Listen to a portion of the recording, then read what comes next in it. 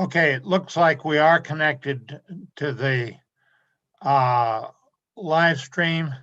Welcome, everybody. This is the Wyoming Senate Education Committee regular committee meeting. We've got 4 bills.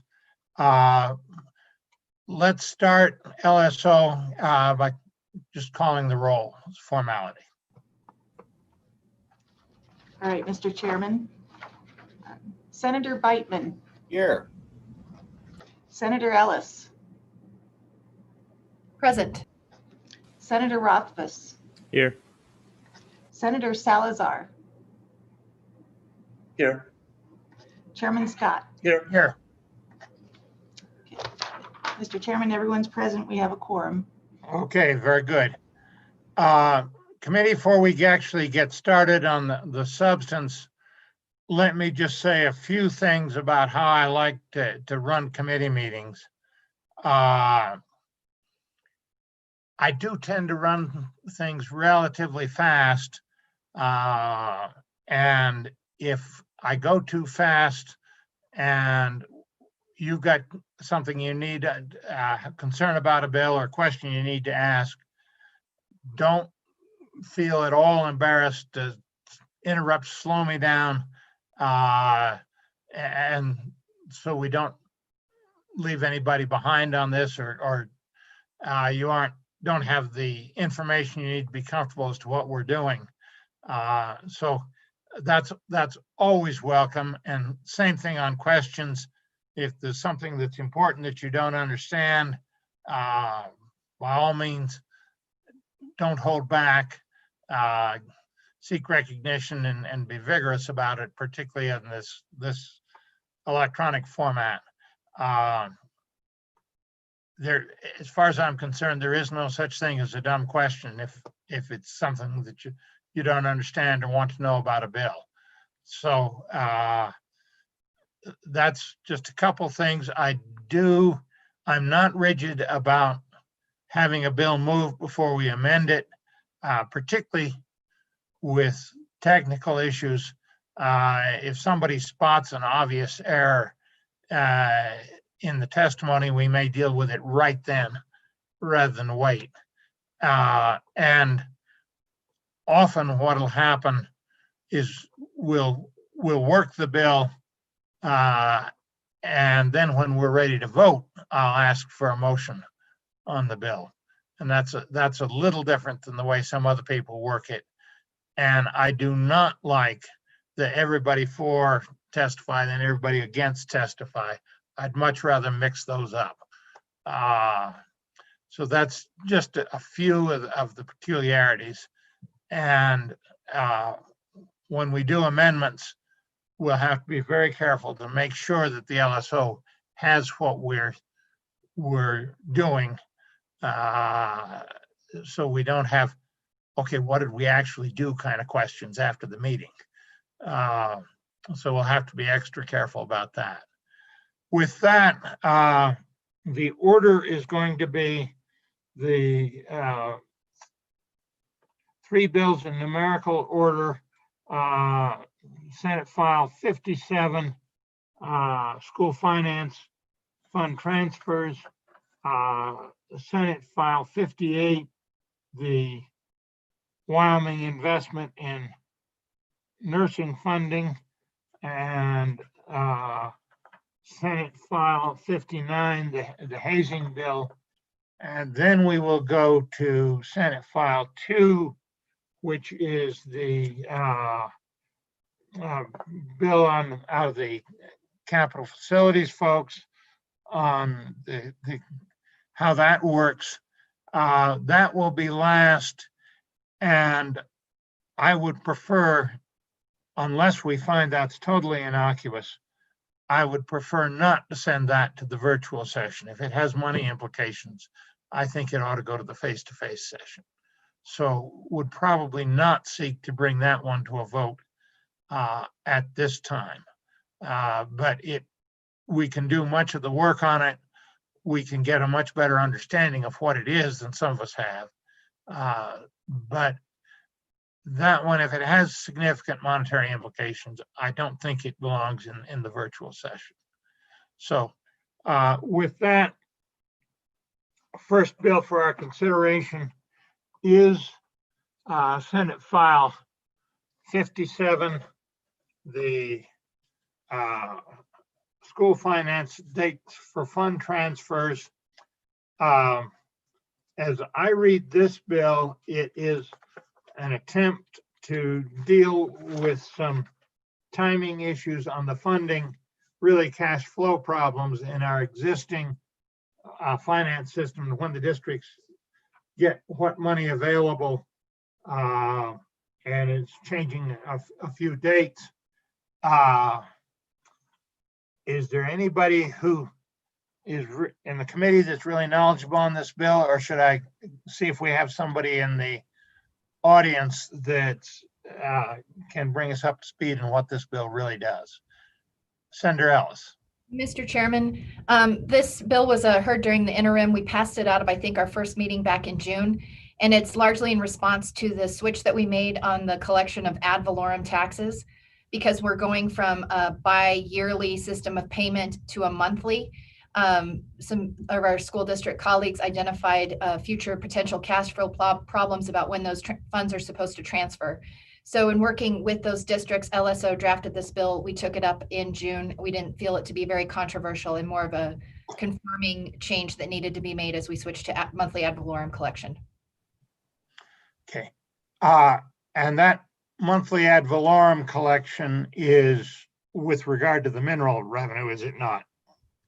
Correct, Mr. Chairman. Because the property taxes that all of us pay didn't change in time. Correct. Okay. Okay. Committee, anybody else in the committee want to chime in on this? Otherwise, I'm going to ask, do we have somebody in the audience that is familiar with this and has dealt with the issues involved?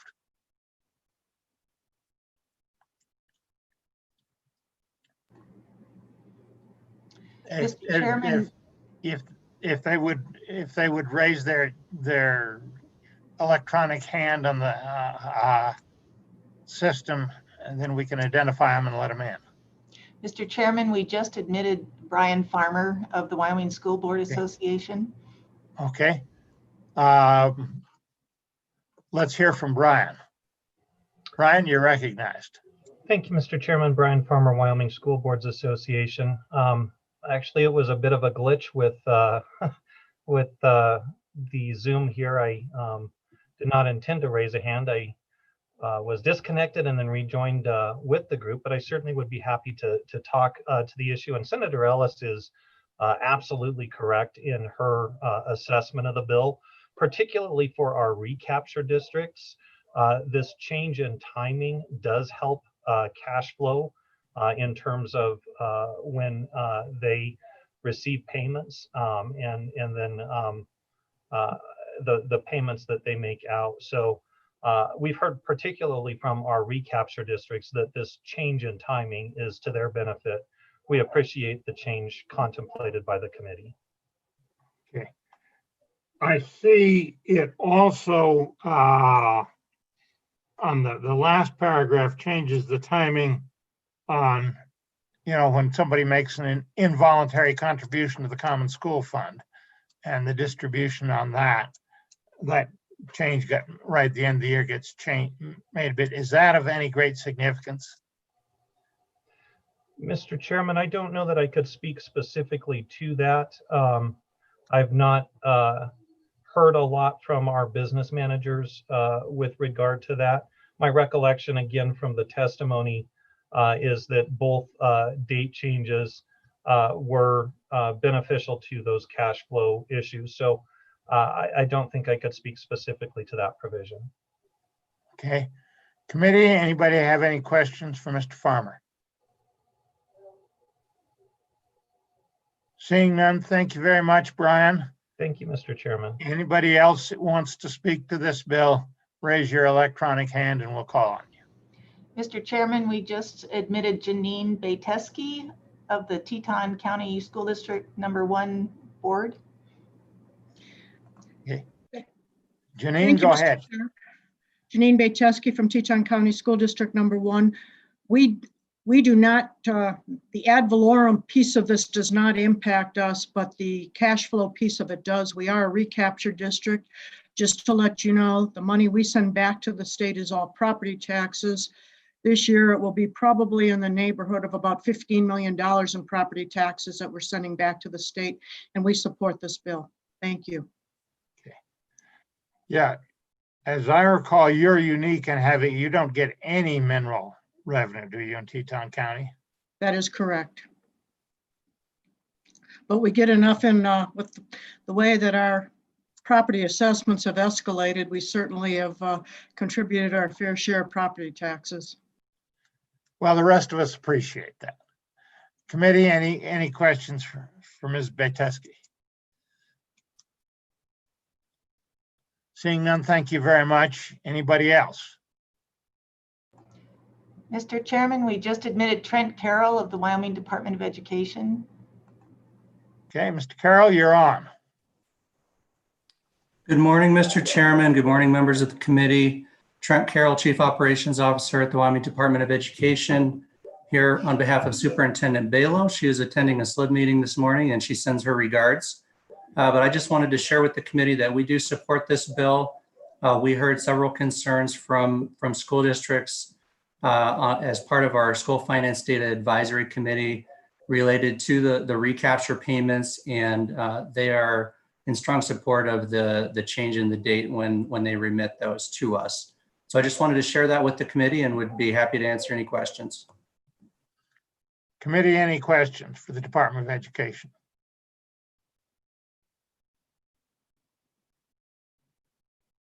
Seeing none, and Senator Salazar and Senator Beitman, be warned, I can't see your this doesn't show you. So if you need to ask a question, raise your hand or just pitch in and let me know. Don't be bashful. The question I have, are some of these recapture districts having to borrow a little money now just to meet cash flow needs, and will this help with that, or are they not having to borrow? It just gets tight on them? Mr. Chairman, good question. And I don't know the specifics about if any districts are having to borrow funds at this time. But I do know that the concerns that were expressed to us are that the county treasurer payments that they receive, at least in a couple of these recaptured districts, usually don't arrive until later in June. That was under the current law. And so there was some concern there that they wouldn't be able to make the remittance payment to us if they received their county payment after that June 15th date. And so this gives the county a little bit, this gives everybody a little bit more time to make that happen with the change to the monthly county treasurer payments. Okay. Thank you. Committee, anybody else? Mr. Chairman, Yeah, who is that? this is Chris. Chris, go ahead. Thanks, Mr. Chairman. I just wanted to follow up on your question that there were substantial cash flow problems about 7 years ago, I want to say, and we changed some of the scheduling and led to a circumstance where districts were not borrowing from their local banks any longer. But what they typically still have to do is cash flow using their reserve accounts, which are up to 15%, somewhere between 10 and 15%, depending on the district. So to my knowledge at this point, no district is having to go and borrow money. They're basically borrowing from their reserve to cash flow until the next payment or receipt takes place. That's my understanding. Okay. Thank you. Anybody else? Is there any further public testimony? If not, we'll close the public testimony. Committee, what's your pleasure in the bill? Do I hear a motion?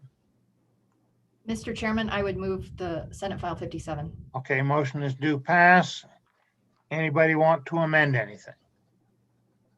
Any further discussion? Call the roll, please.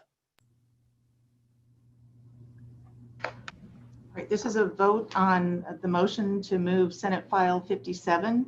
Senator Beitman, Aye. Senator Ellis. Aye. Senator Rothfuss. Aye. Senator Salazar. Aye. Chairman Scott. Aye.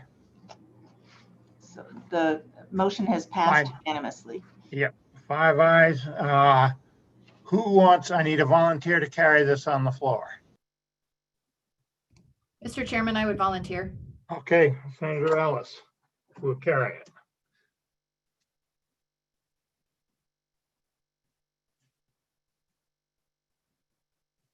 Okay, thank you much. Next bill for consideration is Senate File 58, Wyoming Investment in Nursing Funding. Committee, this is a bill that looks to me like it was put together by the Joint Interim Committee aimed at a special session on the CARES Act that didn't happen. So a second session on that.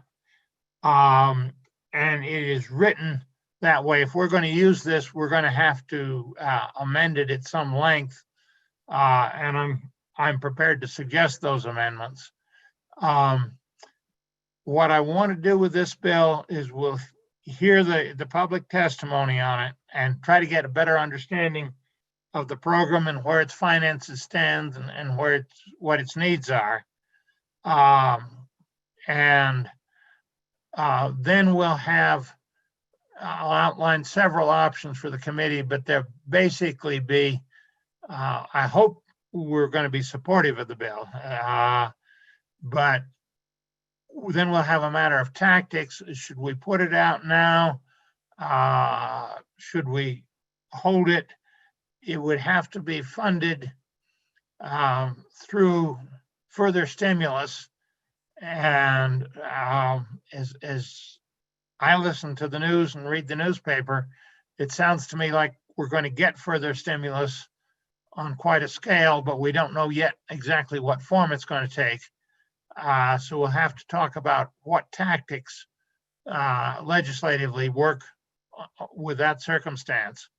But the first thing we need to do is understand what the program is and what its needs are, what its current financial status is. So if we have some people in the audience that are involved with and familiar with this, Community College Commission, University Community Colleges, Health Department, anybody like that, now would be a good time to hear from them. So if they'll seek recognition.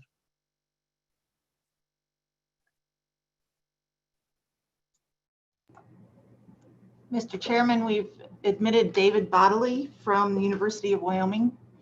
Okay, Mr. Bodley, you're on. Good morning. Thank you, Mr. Chairman, and apologies for my background this morning. I've been unable to make my own technology work the way that I wish I would. It looks like we ought to call the fire department, but I think that's just virtual. It is keeping me warm. I assure you of that. And thanks for your time this morning. I speak as a registered nurse this morning, although I am a faculty member at the University of Wyoming. I'm a director of the program, the Renew program, which interfaces with the community colleges. So I'm in contact with the nursing programs continually across our entire state. And I also sit on the board of the Wyoming Nurses Association.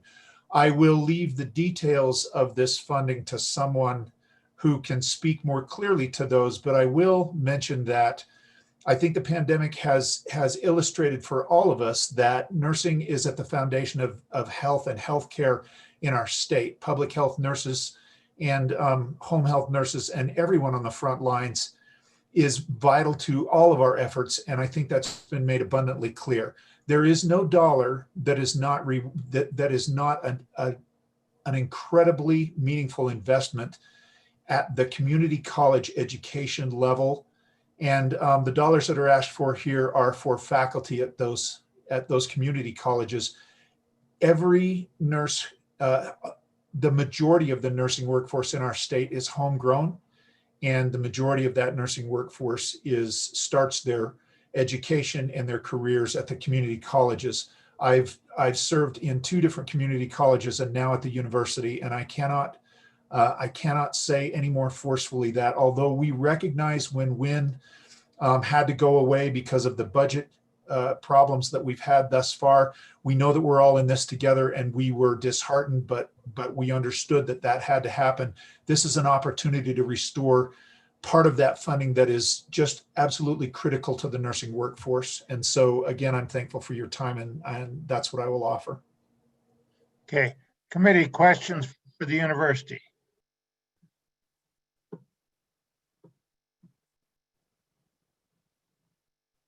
Seeing none, let me ask, the students you have at the university, they were, when the funding was there, they took advantage of this program, did they not? Yes, Mr. Chairman, they did at the university as well as at the community colleges. This funding did have 2 elements. One was for faculty support. The other was for student support. And the program itself, because of the way the rules were written, needed some work to make those funds more available to people who enter my area of the program, which is academic progression. This is where registered nurses and graduates from the associate degree programs are able to complete their baccalaureate degree and then move into things like public health and such. There were some glitches with the student funding, and so it wasn't used as well as we expected it to, but the faculty funding has been critical across the state.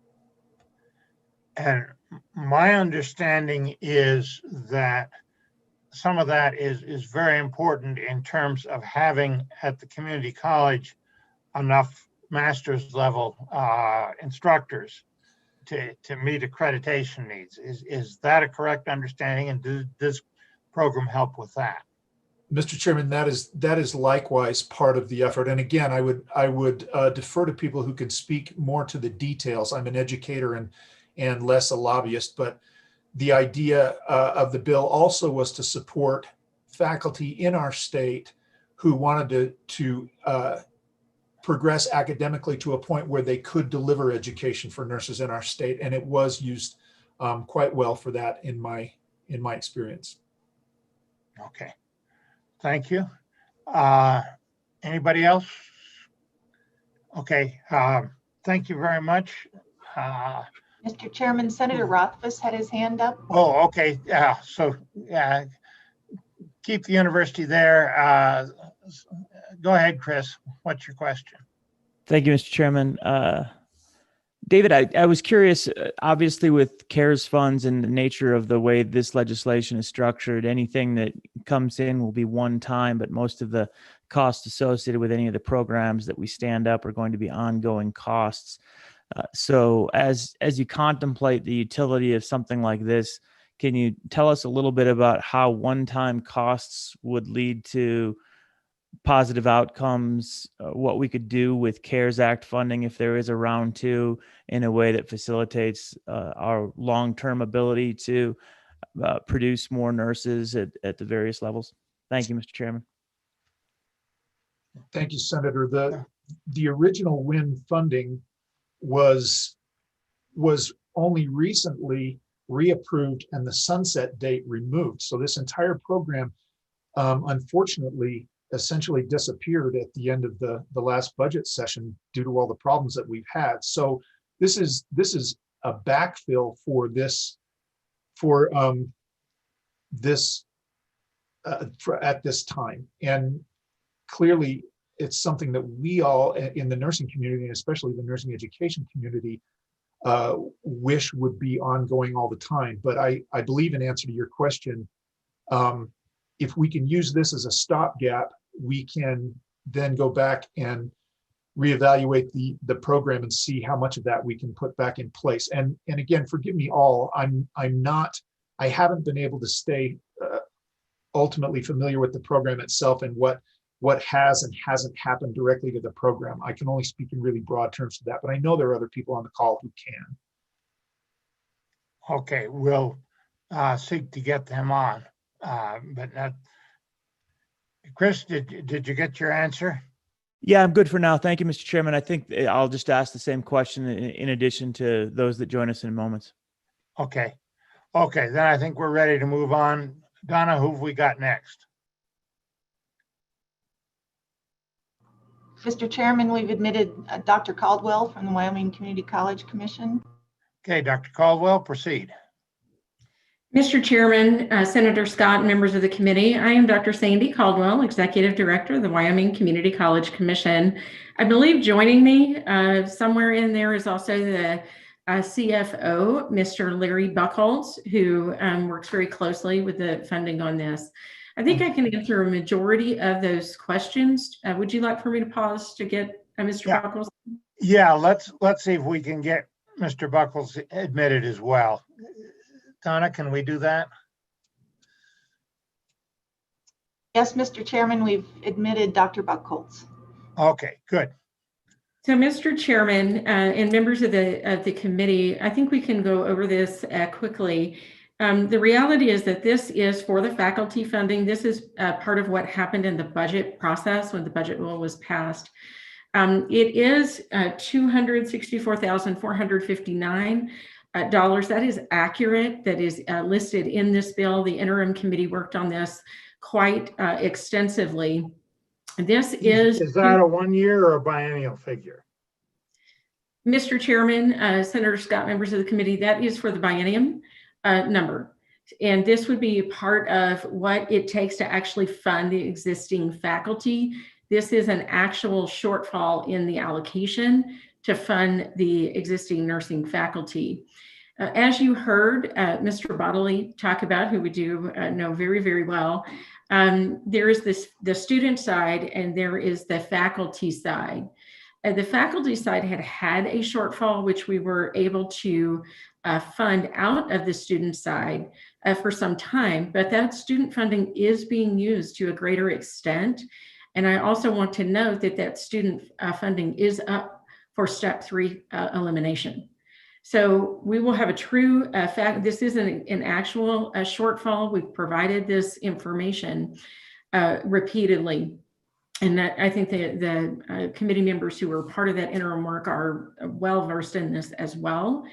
What I can share with you is that what we know at this point, we did seek guidance from the Attorney General regarding whether or not the new stimulus package that was just released would permit expenditures for this, but given that it was an appropriation shortfall rather than a cut due to COVID-19. And the response that we've been given based on the guidance that has been released is that it is not eligible for that funding. So we do have this shortfall. We have some numbers for you if you would like those. And if there are more, there's some complexity around this. So if you would like more details on the funding side, I would defer to our CFO, Mr. Buchholz. Let's hear from him right now. Thank you, Mr. Chairman. Larry Buchholz, Chief Financial Officer at the Community College Commission. To give you a little bit more of the backstory about how this all came to be, during the budget session in 2020, we had an exception request in for the nursing faculty funding of about $1.1 million. Of that, the governor had recommended $563,100, which left us about $530,000 short. During the Appropriations Committee hearings, the Appropriations Committee made a motion and adopted a motion to add another $265,000 to that exception request. So taking the 563 the governor had recommended, adding in the 265 the Appropriations Committee put in, that's where we ended up with this $264,000 shortfall. Like you have already heard, this is on the faculty side of the program. This funding funds 30, if you bear with me just a moment here. This program funds 30,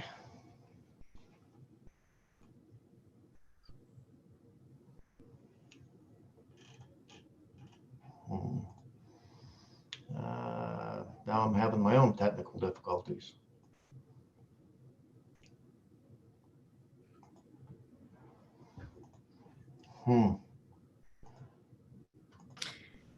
The brave new world of electronics. There we go. I'm back with you. I apologize.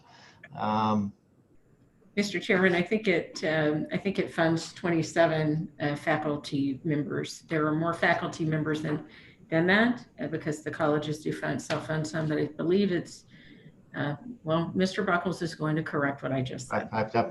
Sorry, I apologize. I got it all back in front of me. 23 full-time faculty across the 7 community colleges and 3 part-time faculty.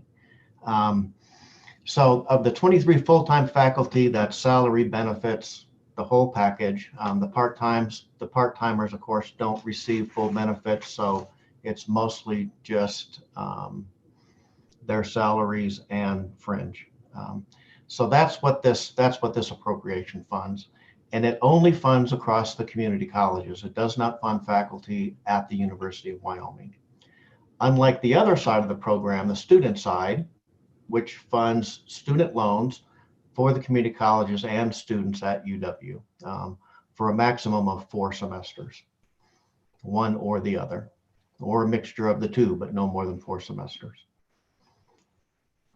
So that kind of gives you the background, how that money was, or how that amount was created and where we currently stand. Where do you currently stand with the student side?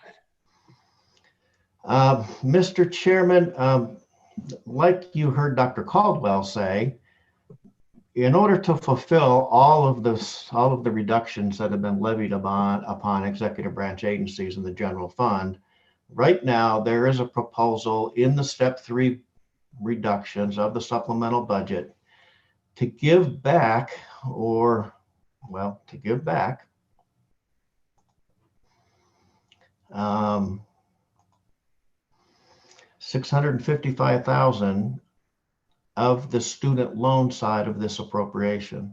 The total appropriation for the student loan side is $1.5 million. So we're going to give back, like I said, about $655,000. So about 40% of the total. Yes, sir. Okay. Committee, I ask you to pay attention to this one, because I would think if we could find a way to backfill some of that with federal money, that might be very useful. And I would think that would be a germane amendment to this bill.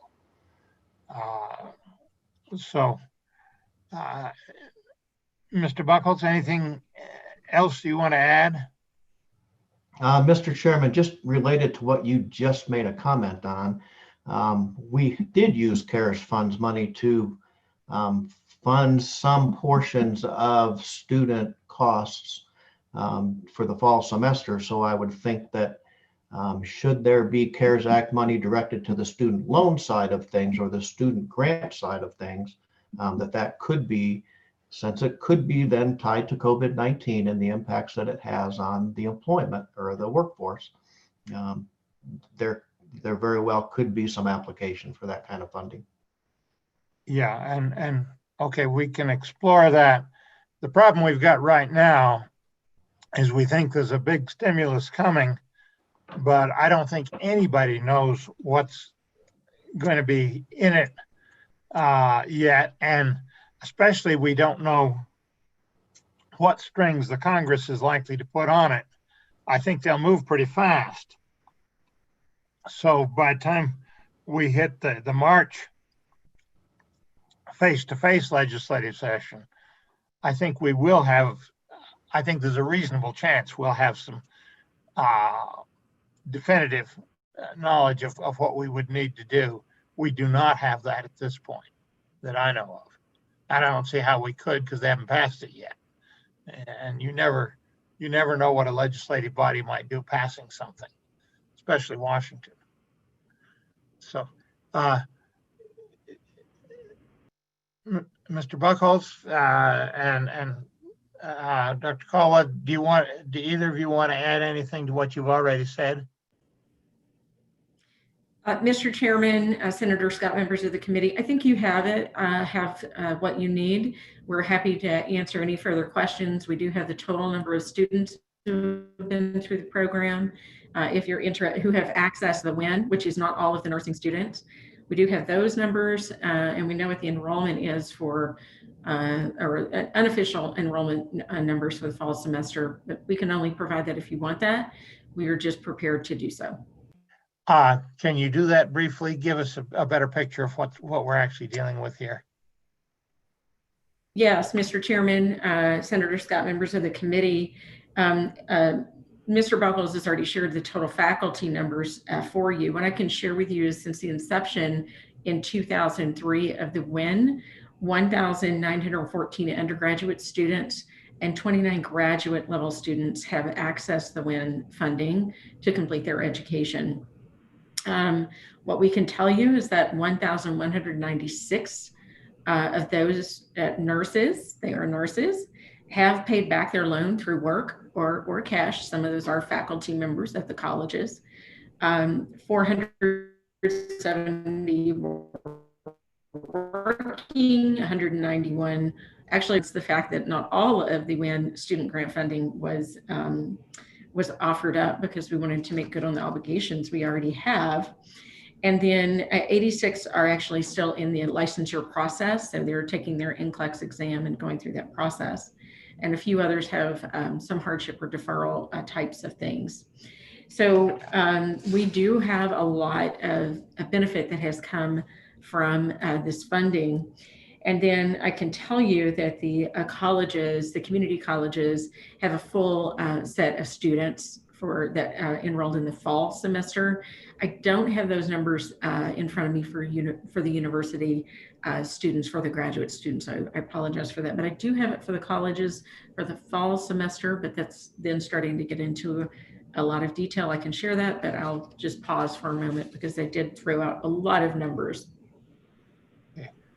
Committee, any questions for the folks for the university or for the community college? Excuse me. Mr. Chairman. Okay, Senator Beitman. Thank you, Mr. Chairman. Dr. Caldwell or Mr. Buckholz, pardon me if you've already covered this, but I'm new to the committee and I just wanted to get a little background. How has this program been funded in the past? What was the historical funding mechanism? Was it federal funds or was it this state covering some of this? Mr. Chairman, Senator Beitman, this program has historically always been a general fund appropriation. It has grown, in the past. We have asked for more money and received it because of the importance of this program, but we have not had an exception request for this program in at least the last 3 biennia. This is the first, during the 2020 regular budget session was the first supplement or exception request budget that we had brought forward on this program quite some time. And the reason that it was as large as it was. Yeah. Let me add to that. This program came through may have actually been a committee bill from the Committee 10 because of the nursing shortage. And we went to the Appropriations Committee at a time when we were having by our current standards, mild downturn in our Wyoming economy. And they were able to find funding for it, not for everything we wanted, but it was general funded. And it was a priority because of the shortage. It was a priority for us at that time. So this one is not a federally originated thing.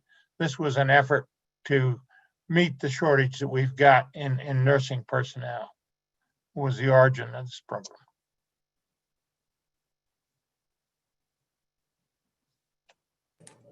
Mr. Anybody else? Chairman? Dr. Caldwell, did you want to add something? Yes, Mr. Chairman, Senator Scott, Senator Beitman, and just to add a little bit of clarification for that, in the statutes where this resides, of course, as Senator Scott said, this was a very proactive effort by the legislature to increase the nurses in the state of Wyoming.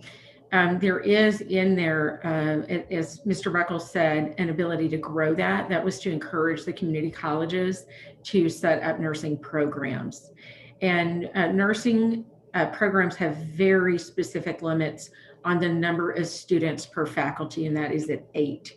So there is a lot tied to this in terms of nursing education and nursing accreditation that allows for the programs to be recognized. There was really a proactive and very thoughtful attempt of the legislature to help the colleges move forward. They had the front load setting up the programs and the faculty, and then the WIN funding pays for those faculty once the colleges have shown that they have a viable nursing program that helps meet the need. I think all of the colleges either have had or still have waiting lists for nursing students, and still have a very high demand for the nurses within the state. Committee, any further questions?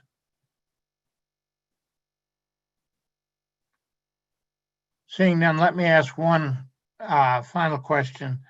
What percent of the students are getting hired away from us and going to like Colorado or Utah, some of our neighboring states, once they graduate? And how many of them are staying in Wyoming?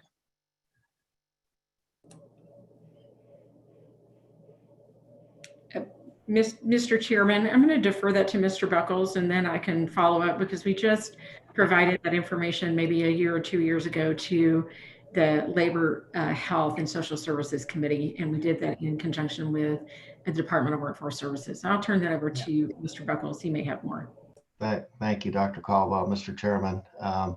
And I'm afraid I don't have those numbers readily available in front of me. I didn't anticipate that question, and I apologize for that.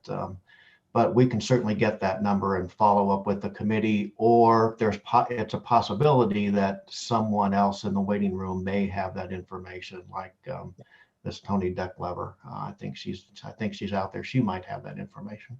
Well, if we don't get it answered, then we will want that, because that's a major point with this program is we are trying to grow our own, because we do, having just come from Committee 10, we do have a shortage of nurses. Okay. Anything further, community college people? Seeing none, thank you very much. LSO, who have we got next? Mr. Chairman, we have Tony Decklever next. Okay, admitter.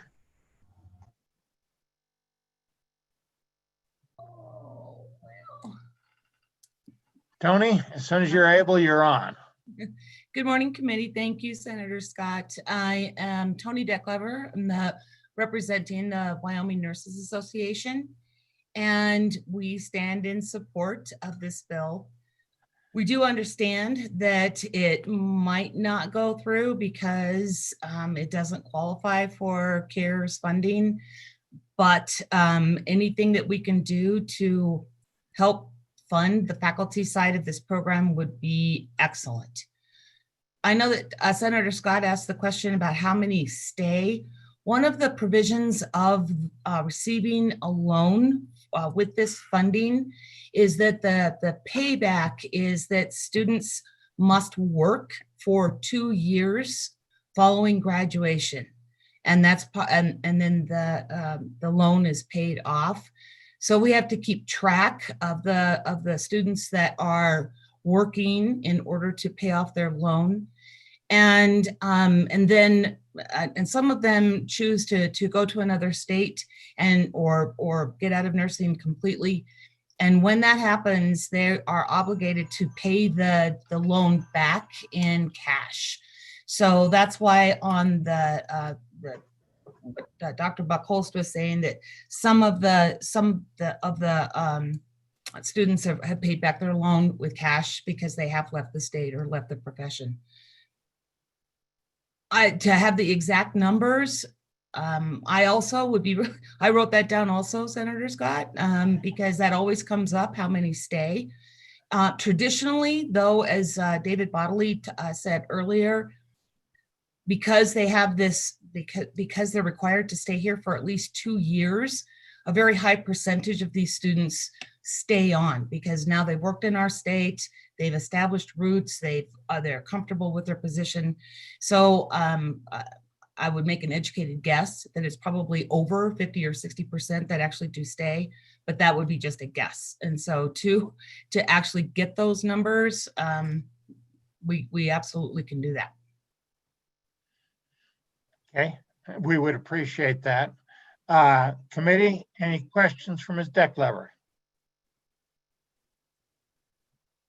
Mr. Chairman, Who did I hear? David Bodley again. Okay, go ahead, Mr. Bodley. Thanks for your time. As Ms. Decklever mentioned, those numbers are not perfectly available to most of us. It takes it quite a bit to track employment across the state, but the provisions are in place that the loans are repaid if students leave the state. I would just draw everyone's attention back to the idea that this discussion started with supportive faculty. Those faculty train nurses who stay here too. So the numbers that you seek are valid, but I think the emphasis should always remain more broadly on the idea that we're supporting the nursing workforce here. And as I stated earlier, the essence of healthcare in our state starts with the nursing workforce. Thanks for your time. Yeah, and I would comment on that we're interested in those numbers, particularly if we have to get into protecting the student side of this. The faculty side, what you said is very appropriate, and that's where the bill is currently focused, as I understand the bill. But if we're cutting out the student side, we need to get into that too, provided whatever the feds pass in the way of stimulus. And we're beyond the CARES Act now. They may extend it, they may not, but technically we're beyond it. But whatever they pass, if it's available for the students, we may need to use that, and then we need to know the retention numbers. It's a very traditional program in the healthcare area. The classic one has been our WWAMI program, and we can tell you percentages there as it's around 60%, I think 60-70%. Stay in Wyoming, at least for a time, and a lot of them permanently. We're trying to fish where this program is. And we've heard some criticisms in this area before. So we are interested in those numbers if we have to get into that part of it. Committee, any further questions? Okay. Tony, thank you very much. We may come back to you if we need to know something further. LSO, who have we got next? Mr. Chairman, we've admitted Franz Fuchs from the Wyoming Department of Health. Franz, you're welcome. Good morning, Mr. Chairman, members of the committee. My name is Franz Fuchs. I'm a policy analyst at the Department of Health. Apologize, I don't have a webcam on my workstation, just a headset and a microphone, so you won't be able to see my smiling face. But I'm here at your invitation, Mr. Chairman, to answer any general health policy questions that we can field. I think the discussion is pretty germane with respect to retention of providers. That's a really big concern for the health department generally. I would add just one nuance to that, while Wyoming generally has an issue with access to providers, there are significant disparities within counties, and I think it would be something interesting to look at, where nurses and other providers are going within the state, because certain counties, particularly in the rural Northeast, the basin, do have much more significant provider shortages than certain counties that have a lot of mountains and very scenic, areas. So that's kind of an oversimplification of the trend. But again, just here to answer any questions that the committee might have more generally with respect to health policy, since we don't actually administer this program. Franz, can you tell us anything in general about the magnitude of the nursing shortage and what parts of the profession are we seeing the worst shortage problems in? I keep hearing from nursing homes, but I don't know that that's how that compares with other things. Mr. Chairman, that might be something we could look at. I don't have that on top of my head, unfortunately. We kind of, that data we have access to immediately is more breaks down by general profession type, looking at NDs, DOs, physician assistants, and nurses generally. It doesn't sort of break down to where they work. So that, What can you tell us about nurses generally? by county, Mr. Chairman. Any way you've got it. Right. By Well- county, the biggest counties in the state, Natrona and Laramie, are fairly similar to the national average when you look at providers per capita. And then Teton County is similar to states like Massachusetts or New York. There's quite a few providers per capita there. And then when you look at the rest of the state, of the more populous counties, Campbell and Sweetwater have significant deficits. And then the more rural counties, Weston, Crook, Bighorn, tend to be among the very, very lowest in terms of providers per capita generally. Okay. Committee, any questions for the health department?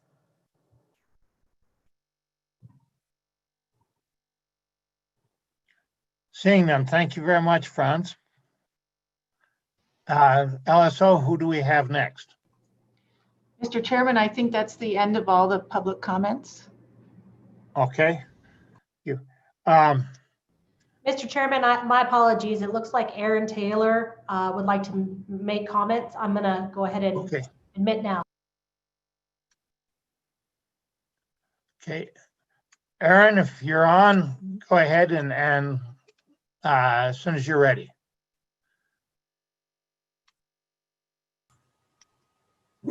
Nope.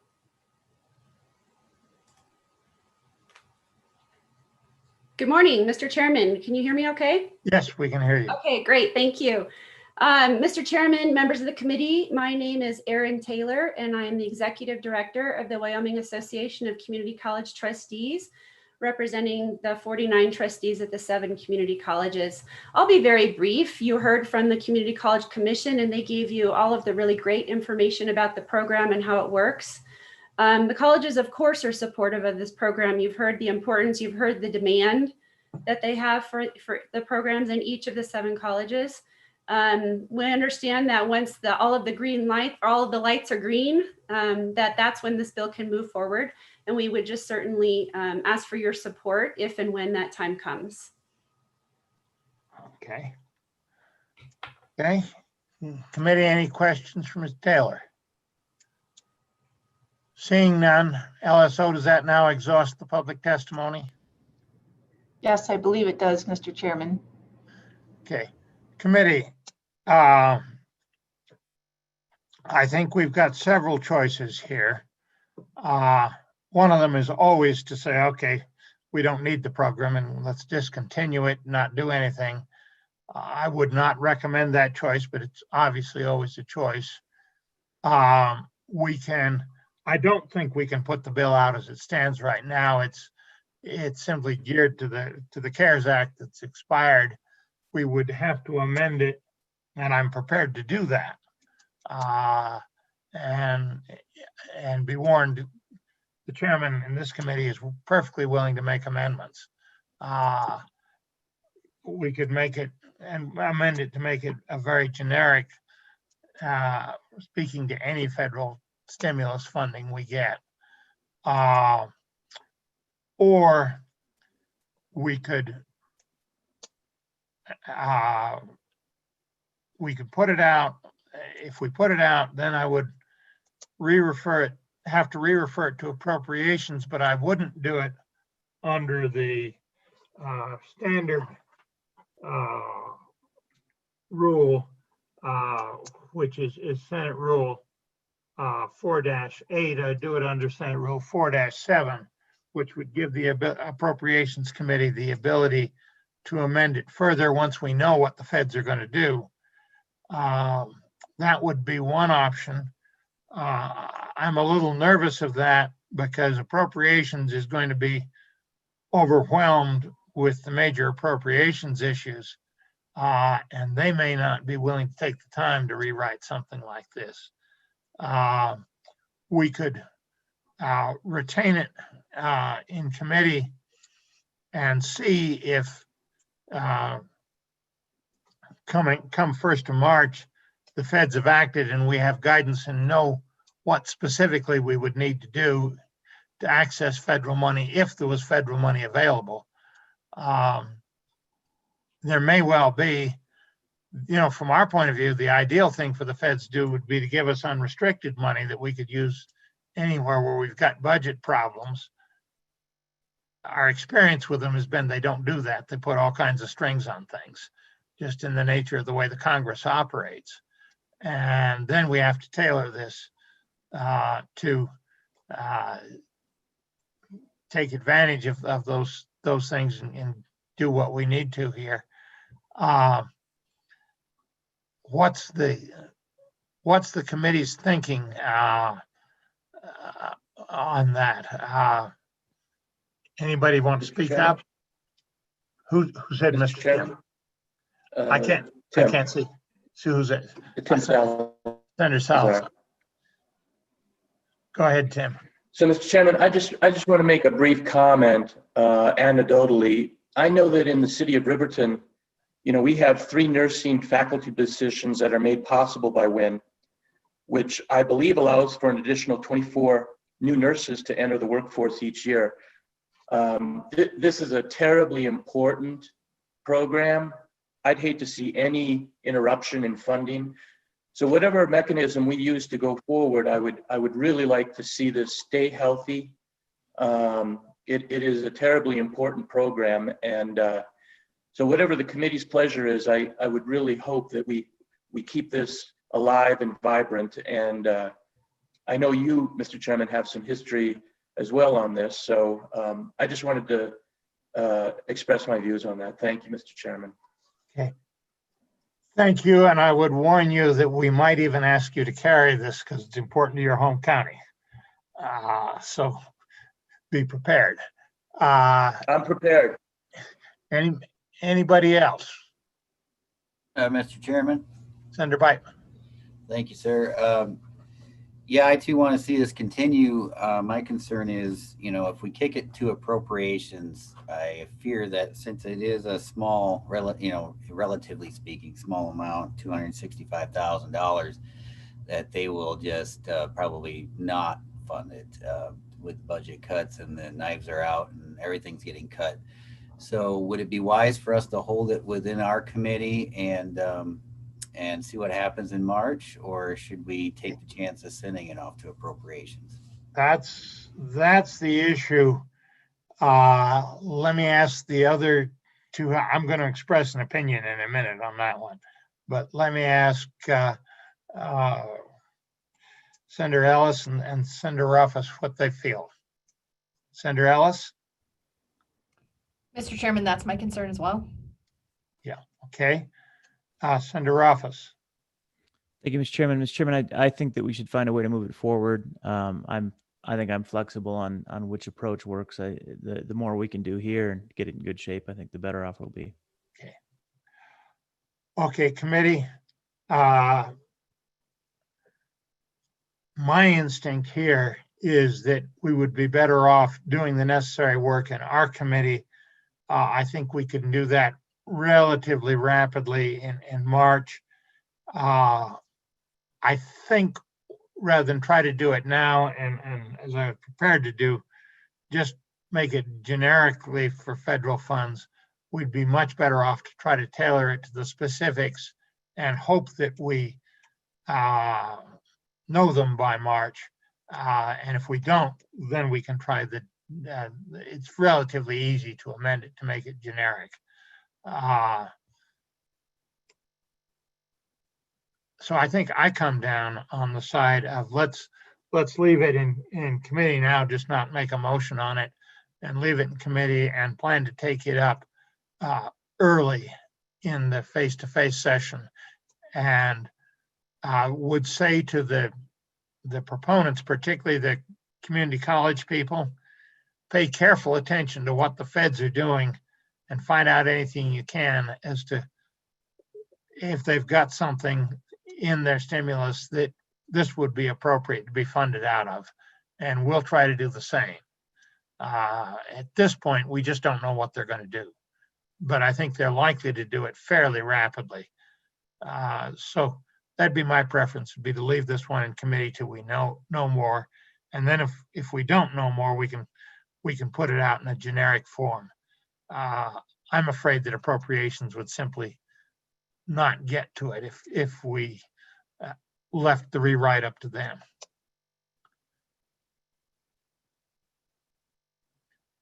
Do I hear any dissenting opinion on that? Okay, at that rate, thank you very much.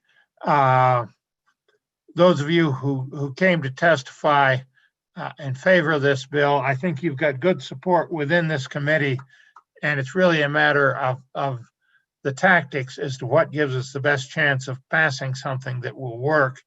And I think leaving it in this committee, and if we get overwhelmed, I'll talk to Senator Baldwin about sending it to Committee 10. But if we do that, it'll have to be rapidly, and because we're busy and they're not. Otherwise, we'll just take care of it. But we're not in any way opposed to the bill. We're just trying to figure out what gives us the best chance of getting something passed. And that depends on the nature of what comes at us out of Washington. And I'll bet they put a bunch of strings on it, and I'll bet they do it fast, but you never know what's going to happen with Washington. So with that, hearing no motion of the bill, we'll lay it back without prejudice and go to Senate File 59 on hazing. Senator Ruffus, you're the committee's expert on that. Can you take us through the bill? Absolutely. Thank you, Mr. Chairman. Excuse me. Mr. Chairman, this bill was created on a request by students at the university, and there were also students at the community colleges that were interested in seeing some hazing legislation put forward. The process actually started 2 years ago when there was some draft legislation on hazing that was rather hastily crafted. That legislation was tabled or ended or whatever the case may be. Because it was largely punitive, and it put forward kind of new criminal statutes as its purpose, which really wasn't the intent of what the students were looking for. So I told the students that if we dispatched of that piece of legislation and then visited during this interim, we could take it on as an education committee interim topic and try to get it to the point where it reflected their interests. So as a result of that discussion through the education committee, we put together a little working group to get together with the students of the university, some of the student affairs administration at the university, and engaged with the community colleges and with K-12 education community to try to achieve the objectives they were seeking, where those objectives related to communication, to uniform policy statewide so that hazing is hazing, regardless of where you're at, and the creation and recognition of a definition that is appropriate, that works, but is not necessarily restrictive. So that's what we ended up with as a piece of legislation. And you'll see that there's no new punishments. It's not new felonies or misdemeanors. It really is just trying to use what exists and come up with some standardized definitions between the K-12 system and the system of higher education, because the testimony that we heard during the interim was that there was a lot of confusion of what is and isn't hazing, a lot of differential policies between institutions, and the students seeking uniformity as well as serious treatment of it believed that those would be the most important objectives to achieve through a piece of legislation, would be that uniformity. So going through the legislation itself, you see on page 2, Mr. Chairman, what is really the most important piece of this legislation, albeit relatively short, is a definition of hazing, where hazing means, and every word of this was carefully thought through and crafted based on a large number of definitions from other states, from other policies and regulations, trying to get to where all of the intent components of the stakeholders were reflected. Hazing means an intentional act or situation that is committed for the purpose of membership or affiliation with a group, team, or other person, and that causes embarrassment, harassment, or ridicule, or risks emotional or physical harm to a student or employee. And then this is a key component which was essential and isn't necessarily in all people's understanding, but is a best standard of practice. Hazing can occur regardless of the person's willingness or consent to participate in the act or situation.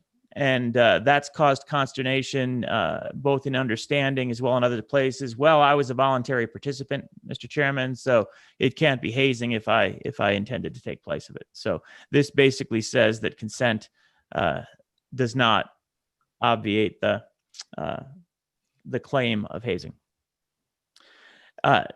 Then, Mr. Chairman, what we did was we already had a good statute that the Education Committee put in place a few years back on bullying and harassment at schools.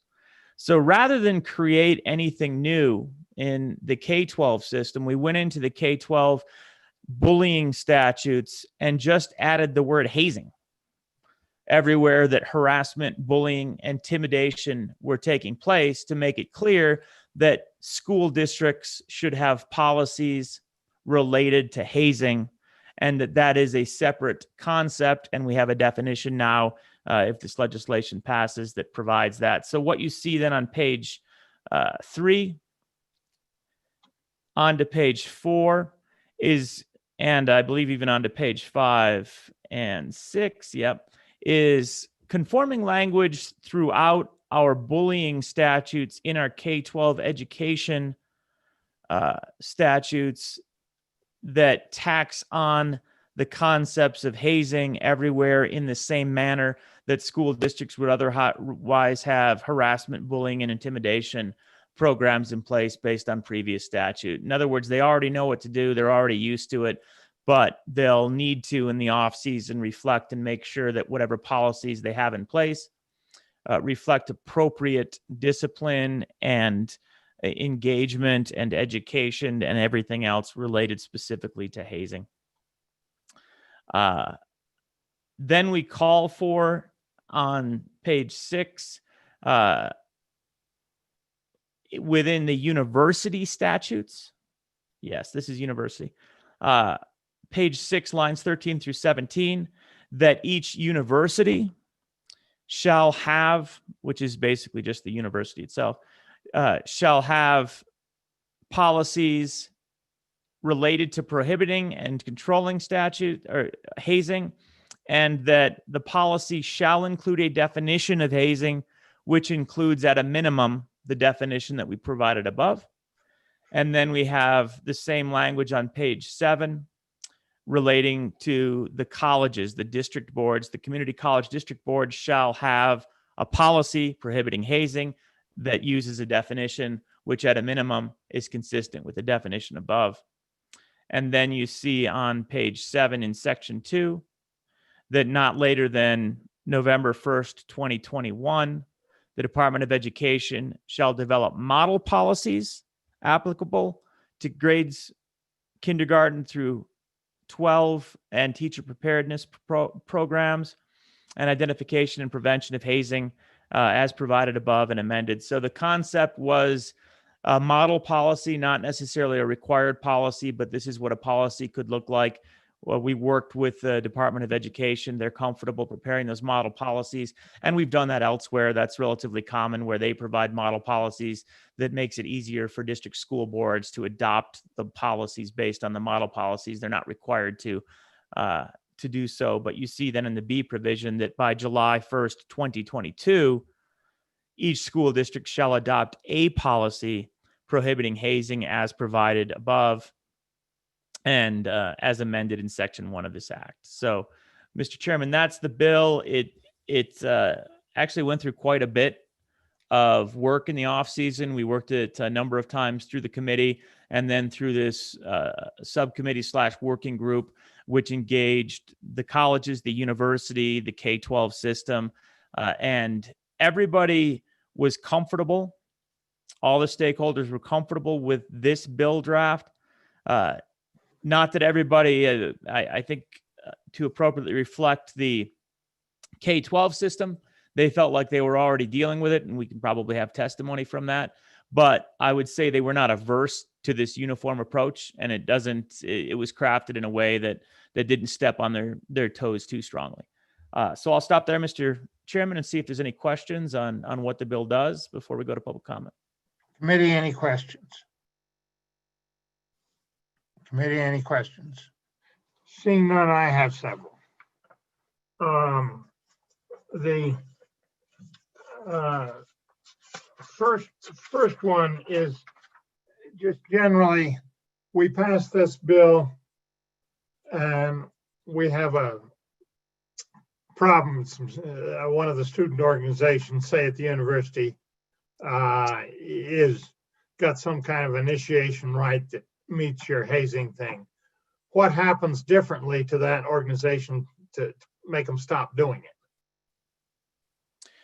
Mr. Chairman, the short answer would be nothing would be really different from that standpoint. And what we heard was not that the university doesn't already have policies and doesn't already have disciplinary actions in place. And we certainly heard that they didn't want us to layer on criminal penalties. Nobody wanted that. So we didn't do that. What they wanted was for people that are coming to the University of Wyoming to have already been exposed to a definition of hazing that was correct. So they get here and they already know what hazing is, and they already know what it isn't, and they already know they shouldn't do it. And we heard extensive testimony from both our student organizations as well as our vice president for student life that they show up not knowing those things. And that the key... This is preventive medicine then? That's the concept, is a uniform definition throughout our education system, so everyone's on the same page. Some education that surrounds it, and a belief that in doing that, it will be a lot easier to administer and to prevent those types of hazing instances where we're not looking for a stick, or they're not looking for a stick, they're looking for more understanding education and better programs. Okay. Second question is on page 6, line 13. This is in the university section. It says to provide for the government of students. That phrase is absent from the one on the next page, which I think relates to the education districts, and it's more a purpose clause than in a phrase than anything else. Why is that particular phrase there? Why shouldn't we remove it? Mr. Chairman, I'm not sure it's essential. I think that was kind of conforming with the spirit and language of the rest of the statutes, which I don't have in front of me at this time, although I've got them across the room. I could go get them. But I believe that was more drafting conformance. Nobody raised that previously in our discussions, and certainly nobody objected to it. So I must admit I don't have a more detailed answer than the fact that it was deemed appropriate from a drafting standpoint without objection. Okay. My final question is, I've always thought that hazing was a good deal more of a problem at the college level.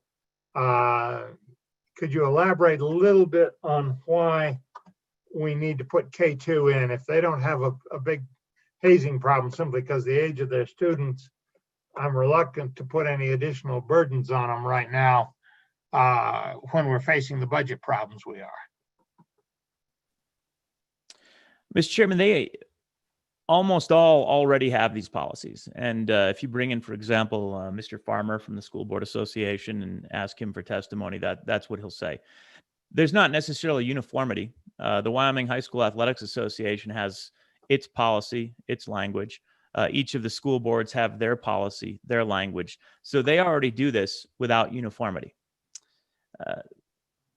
The real effect and the real importance of this legislation is that K-12 component being uniform and making sure that it is part of the existing bullying process and intimidation process, that it's part of a cohesive K-16 education system, and that with that uniformity, we would expect the prevention in the higher education system as well as in high school. There certainly is a problem with hazing in high school typically, and you can hear that as well. And we have examples and anecdotes. We read stories in the newspaper. It certainly happens. But again, policies are out there. The concern, obviously, is that we want to keep the management of it at the school district and school level and not criminalize the behavior, which, again, that was the bill we had last year. It was a criminal bill. Even though I had already been approached by the students, it was a little too late in the year to draft legislation. Everyone was generally in agreement that jail time was not what we were looking for here. It was more the education side. So, to me, Mr. Chairman, the K-12 component of this really is essential to effectuate the secondary education side of things as well. You really need, at a minimum, the high school transitioning into the higher education. Okay, thank you. Committee, any further questions for Senator Ruffus? Seeing none, LSO, who have we got in the way of public testimony? Mr. Chairman, I believe we do have people available for public testimony. If you would direct them to raise their hand. Yeah, if anybody in the public wants to testify, raise your electronic hand and we'll put you in as rapidly as we can go through this. And Mr. Chairman, we just admitted Dr. Caldwell and Dr. Moritz from the Wyoming Community College Commission. Okay, Dr. Caldwell, Moritz, welcome. Proceed. Mr. Chairman, members of the committee, I'm Dr. Sandy Caldwell, Executive Director of the Community College Commission. I was to Dr. Moritz. He is the Deputy Director, and he did serve on that subcommittee / work group with committee member Senator Ruffus. So I would be happy to defer that to Dr. Moritz, if I may. Okay, Dr. Moritz. Thank you, Mr. Chairman. I don't have a lot to contribute. I think Senator Rothfuss, his synopsis and summary of the process that took place is accurate and comprehensive. When we discussed this with the student service leaders at all of the 7 colleges, we identified that the existing hazing definitions that all 7 colleges had were largely in alignment, and the language in the bill would not interfere with those. And in actuality, the definitions that the colleges use are if anything, more strict than what is in this bill. So I just had a meeting with the VPs of Student Services this morning to review one last time the language of this bill, and they were in favor of what this bill would do and saw no feasible issues or problems that would come up if this bill were to become law. Okay. Committee, any questions? Community college people.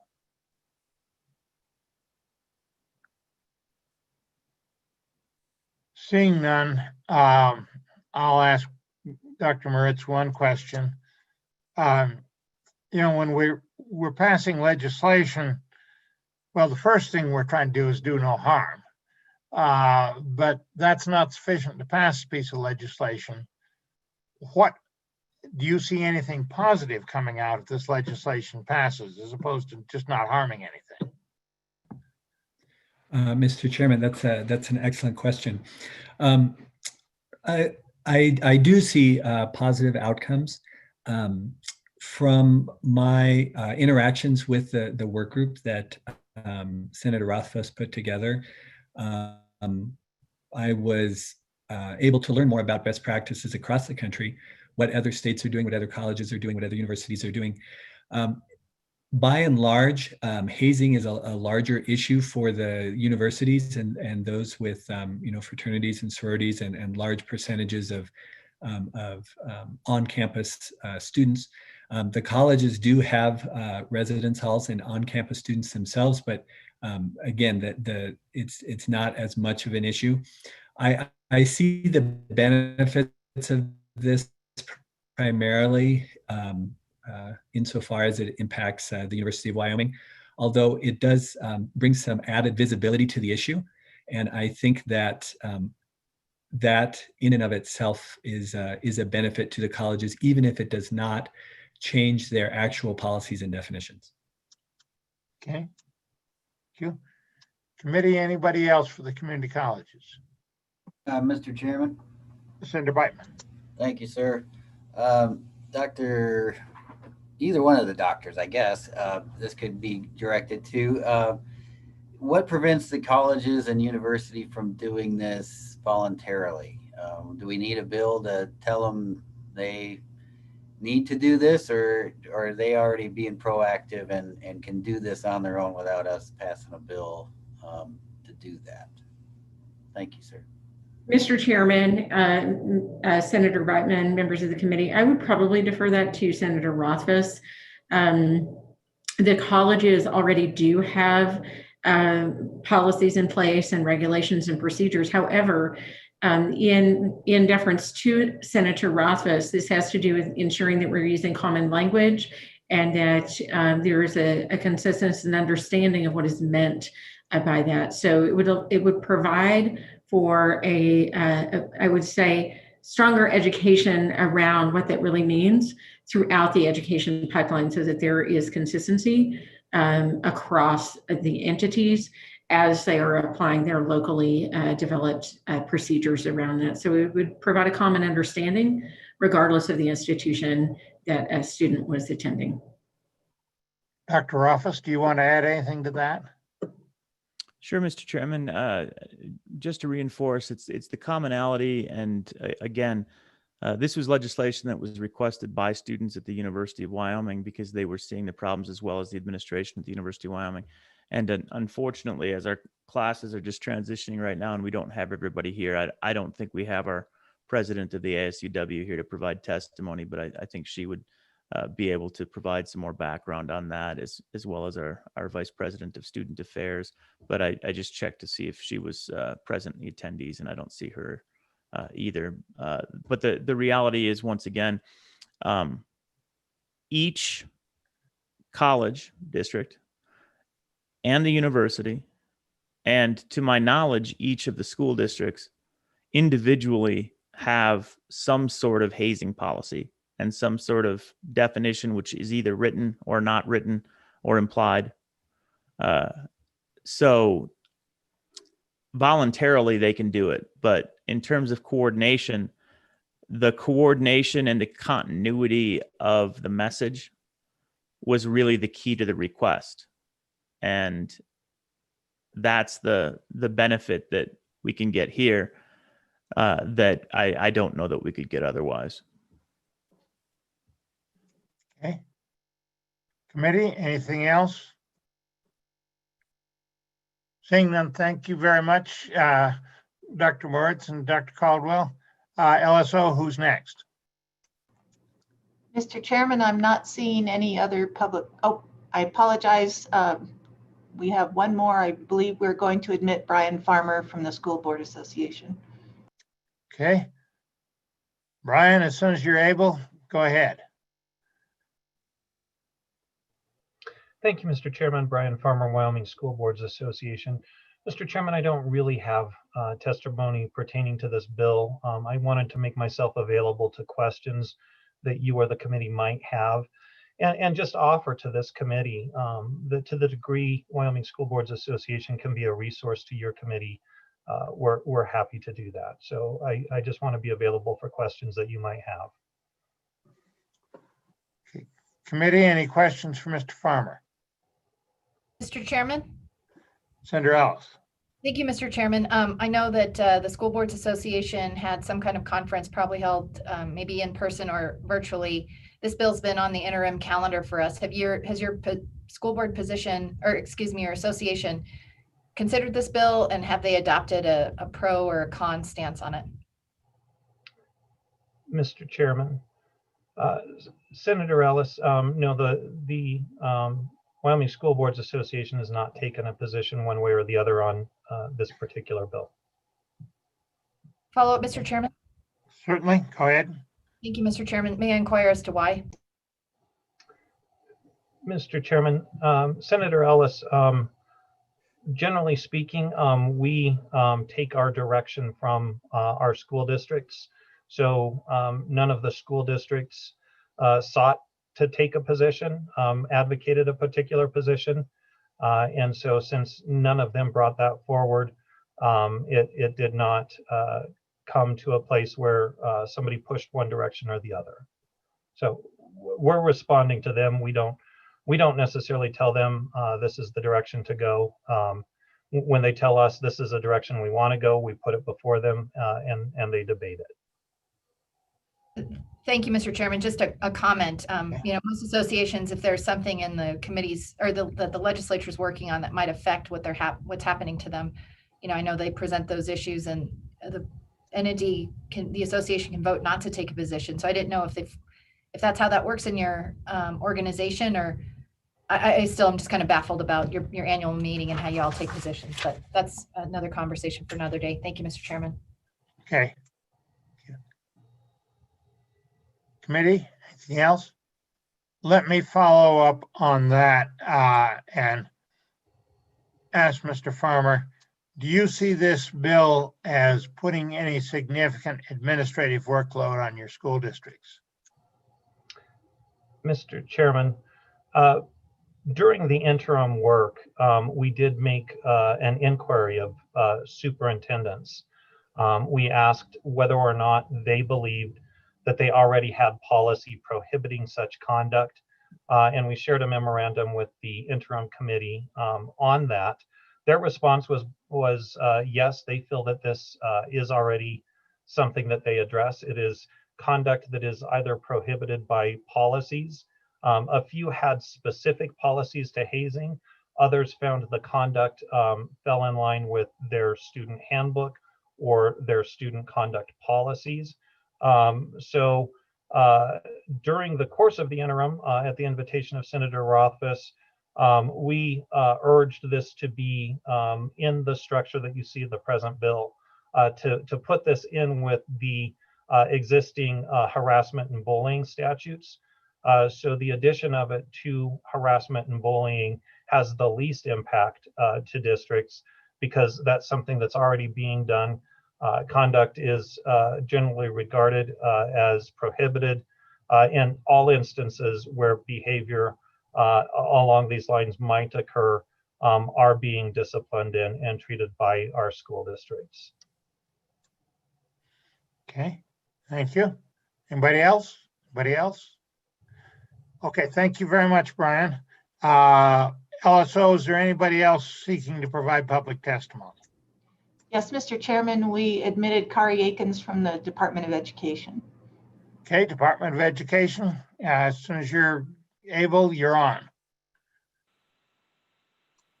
Thank you, Mr. Chairman, members of the committee. I'm Kari Akins, the Chief Policy Officer at the Wyoming Department of Education, and I did serve on the working group chaired by Senator Rothfuss, and he did a really excellent job explaining the work of that group. So I also don't know that I have much to add, other than I will say that just in the department looking at this bill, we did discover that we are one of only 5 states that currently has nothing in law against hazing. And I believe that that was one of the things that was brought up commonly by students, is that they felt it would be significant for the state legislature to send a clear message that hazing should not be occurring at K-12 or at the college level.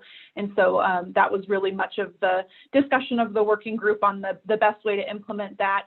And by utilizing the existing statute that was put in place through the Safe School Climate Act, that was the approach that everyone felt would be able to send the message, add uniformity to what hazing is, because we did discover that there were many misconceptions about that, and it did take us a little while to get to a uniform decision that everybody could have a common understanding of. But that was something that, especially from the student perspective, was a very high priority. And we already have 2 model policies in place at the department because of the Safe School Climate Act that relate to bullying and harassment. And so we would review those policies and add in hazing and then offer any technical assistance to school districts. In addition, we have the Positive School Climate Grants, which could then specifically be utilized for hazing prevention as well, were this bill to pass. Okay, thank you. Committee, any questions for the Department of Education?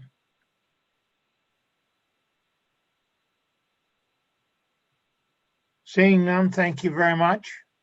LSO, anybody else? Mr. Chairman, I don't believe so. I think that's the end of public comment. Okay, committee, back on the bill. Any amendments to the bill? Any amendments or further comments on the bill? Senator Office. Mr. Chairman, I did hear back from our staff about your question as to whether or not the language to provide for the government of students was essential language in any way. And it was deemed not to be essential language, but was in fact just taken from similar language elsewhere in that statutory chain, as I suggested. So if you dislike that language for any particular reason, it sounds like there's no risk of eliminating it. Frankly, that would be my preference. Well, Mr. Chairman, for your sake, then so moved. Okay. Okay. Move to strike on page 6, line 13, the clause to provide for the government of students and begin the sentence with the Board of Trustees. Okay, that would be parallel to what we've got elsewhere. Frankly, I think it's archaic language. And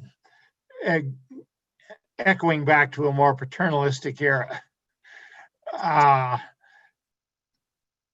Any discussion on the amendment? Everybody understand it? All those in favor, raise your hand. 1, 2, 3, 4.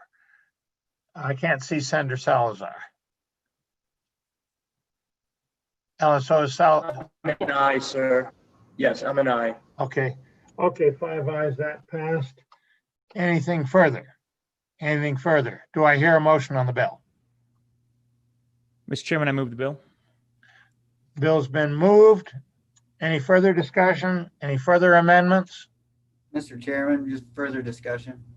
Senator Beitman. Thank you, sir. Boy, I don't want to be the grouch in the room that appears to be for hazing by voting against a bill like this, but I'm just not seeing the need for it, really, honestly. I think if you don't want to be subject to hazing, don't join a fraternity. I mean, there's a lot of personal responsibility that falls into play here, and I also believe that this is something that the local school districts, community colleges, and university can address on their own without us telling them to do it. So that's why I'm a no. I just wanted to get that out there, so people don't think I'm for hazing or something like that. Okay. Anybody else? Anybody else? Okay, I think we're ready. Call the roll, please. All right, this is a bill on Senate File 59. Senator Beitman? No. Senator Ellis? No. Senator Rothfuss? Aye. Senator Salazar? No. Chairman Scott? Aye. So 2 yes, 3 no. The motion has Okay. failed. Okay, well, I guess that takes care of that. Committee, it's 5 minutes after 10 now. Let's take a break until 10:20. And then come back at 10:20, and when we come back, we'll deal with Senate File 2.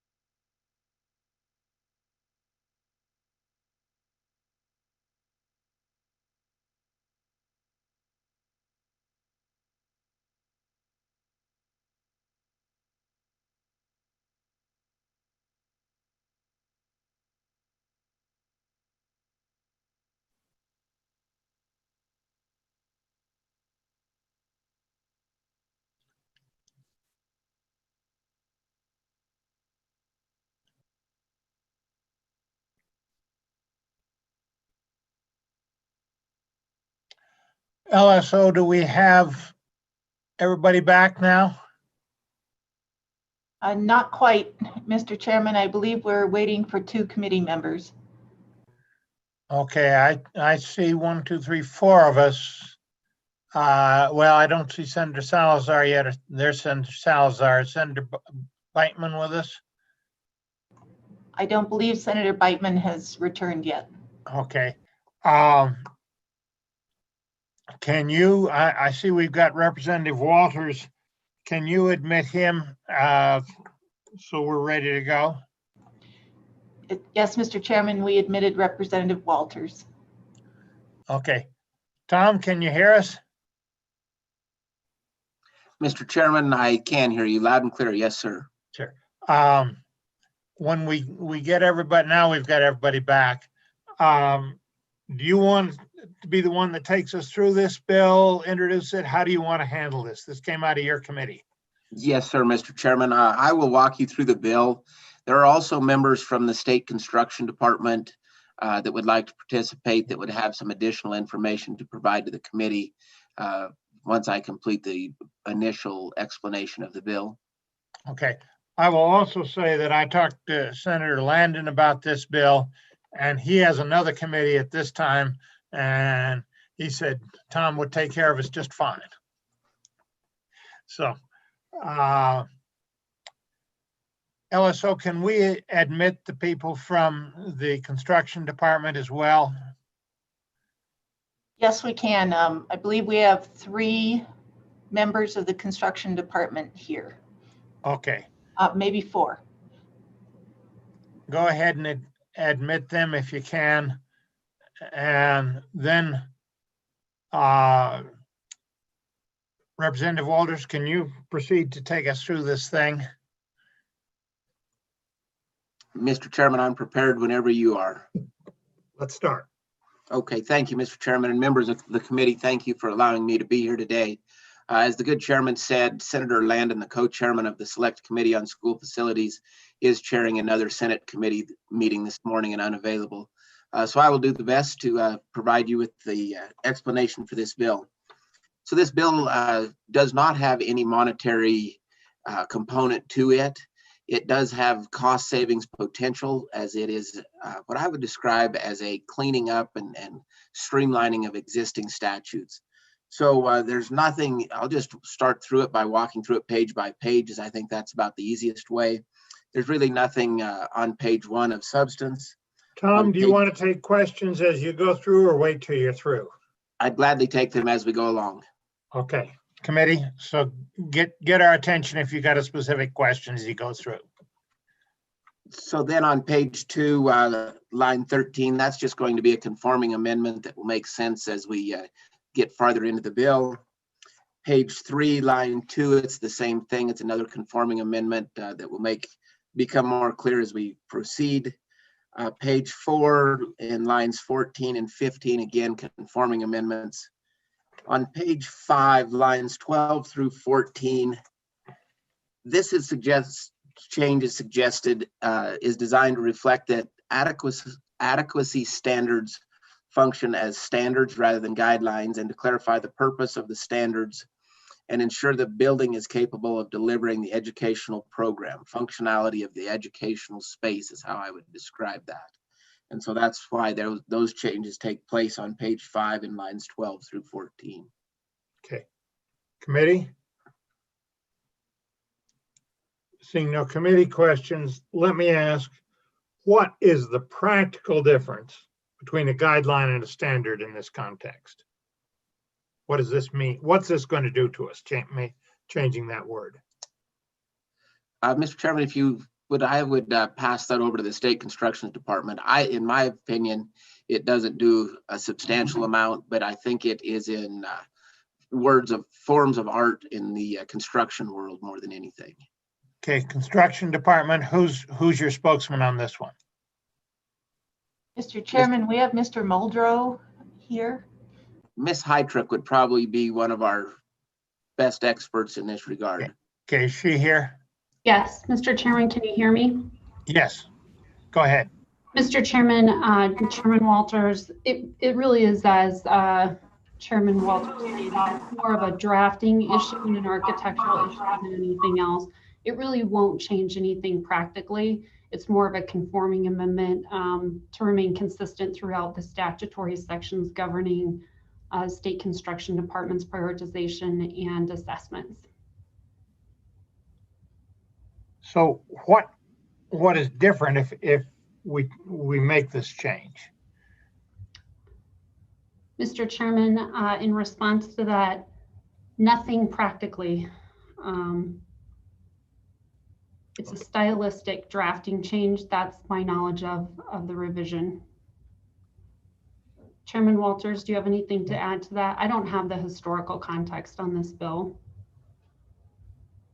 Mr. Chairman, it's, as I said, they function more as a standard versus as a guideline. A guideline to me would be, this is a suggestion, whereas a standard creates that uniformity of use.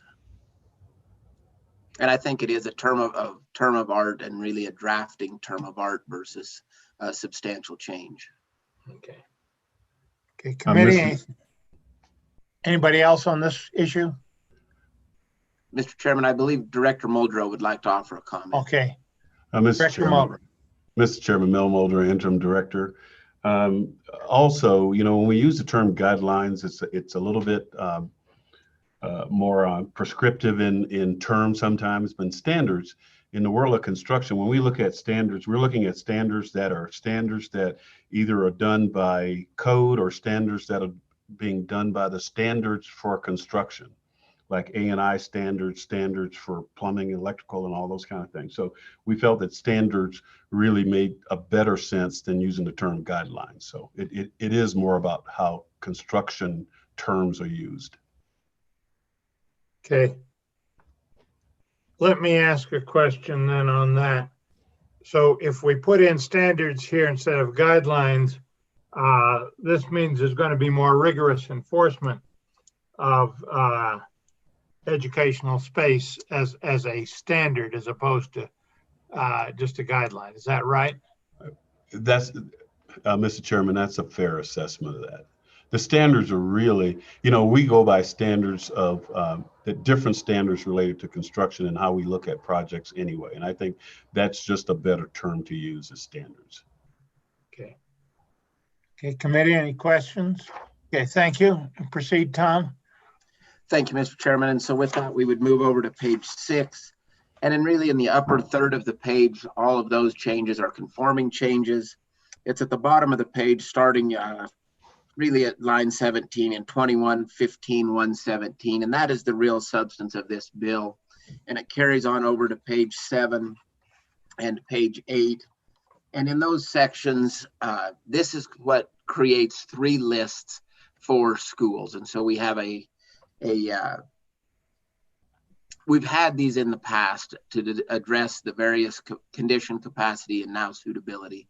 And this streamlines the process of doing so right here. And so without reading it to you, 21-15 will be 117A4 will be repealed later, and I will get to that.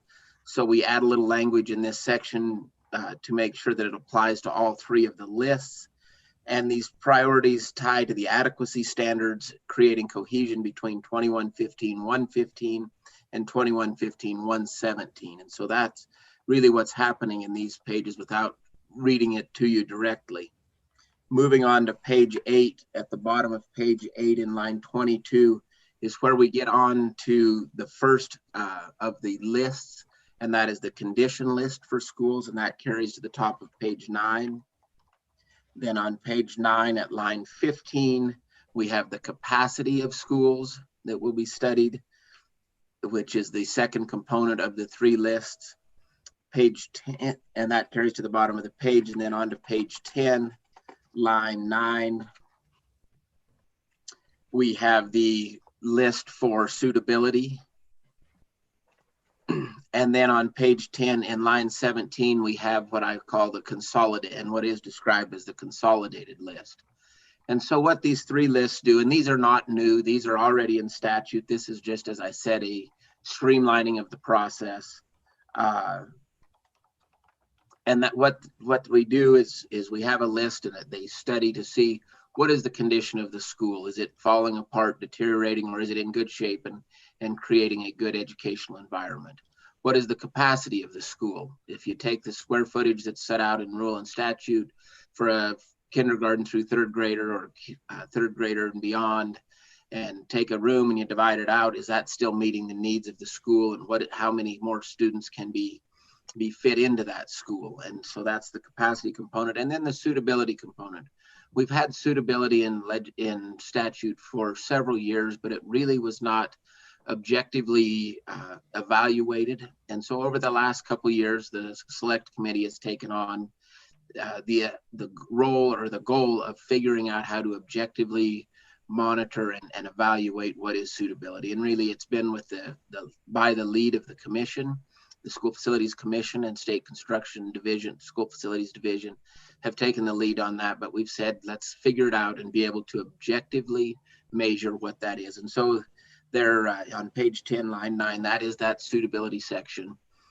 And then we have the consolidated list. So you might have a school that's about to fall down, but it has lots of, so it's high on that list, but it has lots of extra capacity. So it's low on the capacity list.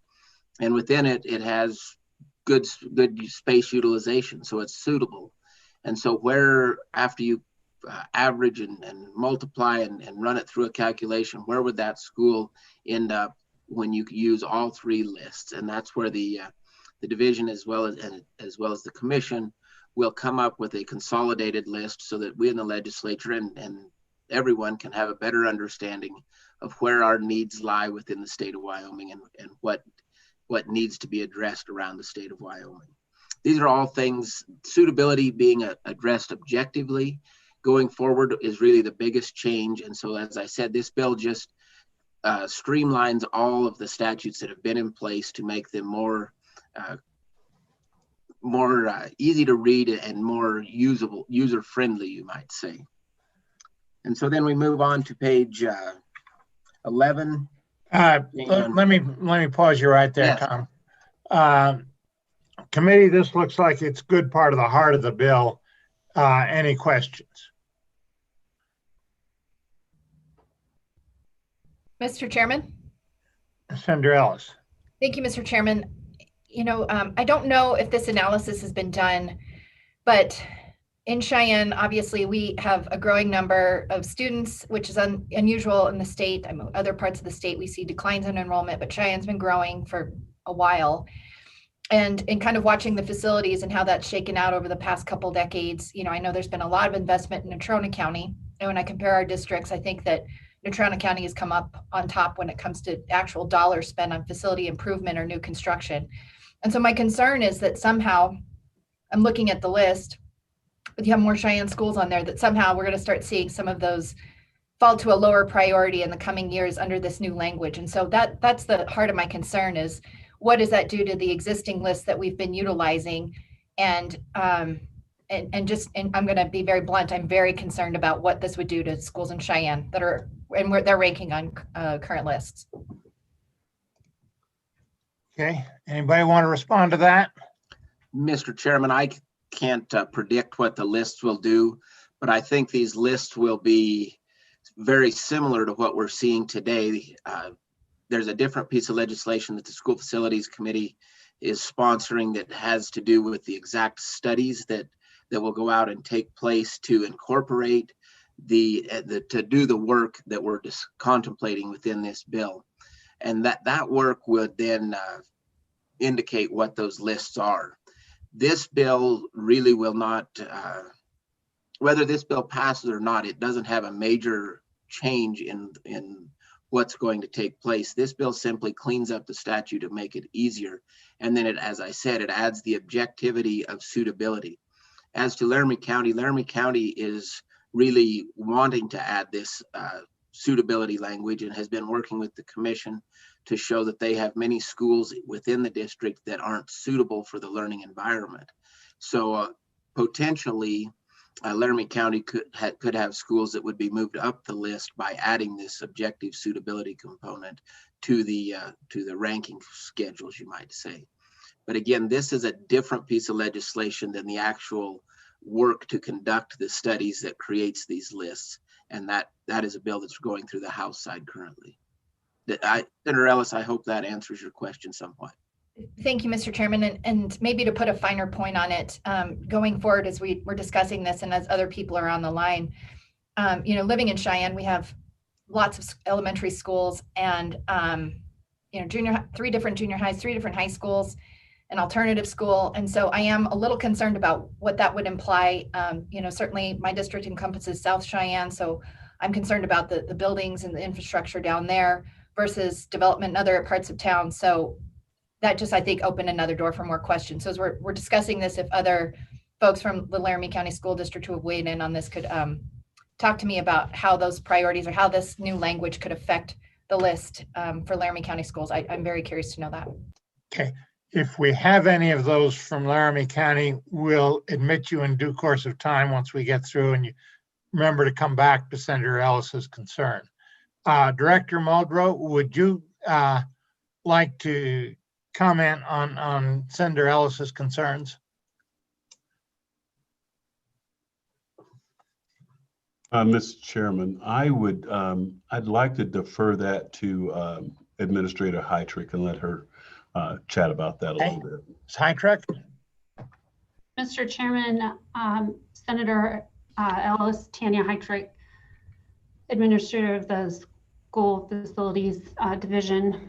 In response to your question, there are currently 2 lists. We have a capacity list and a condition list, and this educational suitability piece was under the umbrella of condition.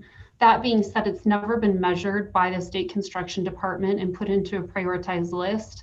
And through this legislation, it will separate out those elements. So you'll have the capacity list, the condition list, and the educational suitability list. It's currently required by statute that our department analyze this and assess it, but we've never performed that assessment. And so surely after looking at those items, that list, will be a new list and will be incorporated into the consolidated remediation schedule, but we can't forecast what that will look like. They've done a couple of preliminary measurements on buildings to sort of test that system, so to speak, but we haven't gone out and analyzed statewide what does each building score on an educational suitability basis and how will that ranking come out. Okay. Senator Ellis, do you have any follow-up questions on this? Not at this time, and I apologize. I'm coming in and out of the Zoom just because I'm trying to refill my coffee cup. I am listening. You're listening. Okay. Let me. Did I hear somebody else seeking recognition? Mr. Chairman, thank you, sir. Just a follow-up comment too, and I think Administrator Heitrick mentioned it. We're getting ready to go out and start doing the survey for this, and understand our schedule allows us every 4 years to go out and do these surveys. And so this is the cycle in which we need to do the surveys now. So we've not done a full bore survey in the last 4 years. So this will be the new survey. This will be a lot of new data for us to take in and process, and then provide the list out there. So this is really a first shot across the bow on the suitability portion. So it's part of the whole piece. Okay. Committee, anything further? Seeing none, let me ask, start with Representative Walters, and then Director Muldrow will probably come to you. I'm having trouble with the concept of suitability as to what it means as a practical thing. What are we really doing here by saying something is suitable or not suitable? How do we figure that out? Mr. Chairman, and I should have this at my fingertips, and I don't, unfortunately, but in statute, we have language that discusses technology, lighting, and air service, I believe it is, air ventilation. And that is what we refer to when we're talking about suitability. And so it is an addition to, or a working with that kind of language and and then through rules and through consultants who do work around the country, coming up with an objective measure for that language that we have in statute already. But I think Ms. Heydrich might even have a better description of that than I do. Okay, you gave us 3 elements. They were technology, air. You mean things like air conditioning? And what was one? Air quality. Air quality, not air conditioning. Air quality. And Mr. Chairman, Chairman Scott, and also Chairman Walters, if you look on page 10, lines 9 through 15, that is the new sort of language for educational suitability. And that includes rulemaking authority for us, as well as measurements for technology readiness, air quality, illumination, and appropriateness of student environment. And as Chairman Walters indicated, our office has been working with the consultant FEA and more specifically Bill Small within their agency to identify what exactly educational suitability means. We will be reporting back to the Select Committee on exactly what that will encompass. They have done a couple of stakeholder meetings across the state with school districts, and they'd have actually scored buildings as sort of a run-through process as well. Now, what that assessment will look like in total has not been identified, but will come back through the commission as well as the Select Committee when finalized. Okay. Committee, anything further? Let me ask a general question, and maybe one of you can answer it. Are we seeing a lot of problems, do we think, throughout the state with existing school buildings where student environment or something is not appropriate, or something else is not appropriate? Is this something minor, or is this something major here? Mr. Chairman, if I could, Director I Mulder. would probably let Mr. Decker talk to that, since he was part of the team that went out and did some of the preliminary surveys so we could get a baseline on this before we go out. He could probably talk to that a little bit. Okay. Do we have Mr. Decker admitted? Yes, he is. Mr. Chairman, I'm here. Okay. Can you hear me okay? Yeah, go ahead. Mr. Chairman, Troy Decker, Planning Supervisor, State Construction Department. Yeah, we did go out and we did participate or have participation of school districts in June. I just want to backtrack on that one just a second and have stakeholder involvement. So school districts were a part of helping define what is educational suitability and then the consistency of that, assessing it across the state. So Mr. Chairman, we did go out and do a test pilot of that assessment. As always, you have varying degrees of educational suitability within buildings or within buildings on a campus or in districts or among districts. So I thought the assessment went really well as a test pilot. I think that it's very doable. I think it's an objective criteria by which to measure from district to district, building to building, space to space.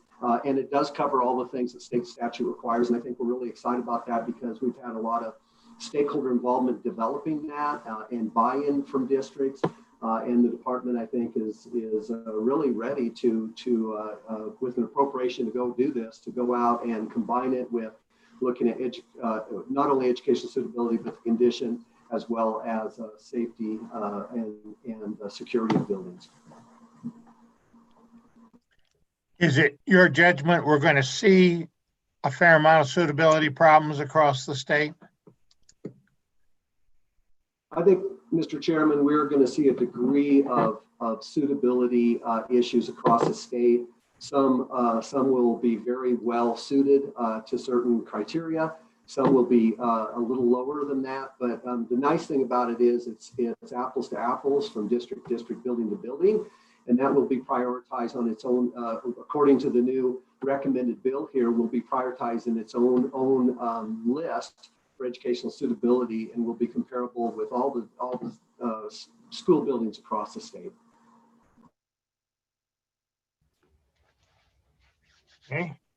Mr. Chairman. Who? This is Representative Walters, Mr. Chairman. To follow up on that answer, I would remind the committee that suitability be one of the three components. So just as no new school is built or just because of a capacity issue or just because of a condition issue, this will be one more item to take into consideration when deciding if a new school is needed or a replacement is needed. As to the question you were asking, is there a lot of it going on out there? And really what's taking place that the committee has noticed and the commission and agency have noticed over the last few years as construction dollars for new construction have become more constricted and reduced. The certain districts have been using what's in statute against the commission and against the legislature for not following the law, you might say. And while I would say they've been following the law, these districts have been wanting to use a certain few lines within the law to try and elevate their project higher on the list. And so in 2115-117A1, it says criteria and measures for building condition which incorporate educational suitability and technology readiness, specifically taking into consideration appropriate and up-to-date standards for air quality, illumination, and appropriateness of student environment. Well, the commission and the division and agency have had trouble objectively evaluating what is the appropriateness of the student environment. That was put into statute probably 10 years ago or so.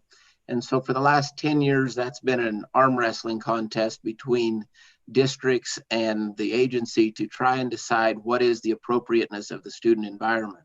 So when a school didn't rise to the top of the list for capacity and condition, then the districts would cry foul and say, well, our school does not have appropriateness of student environment.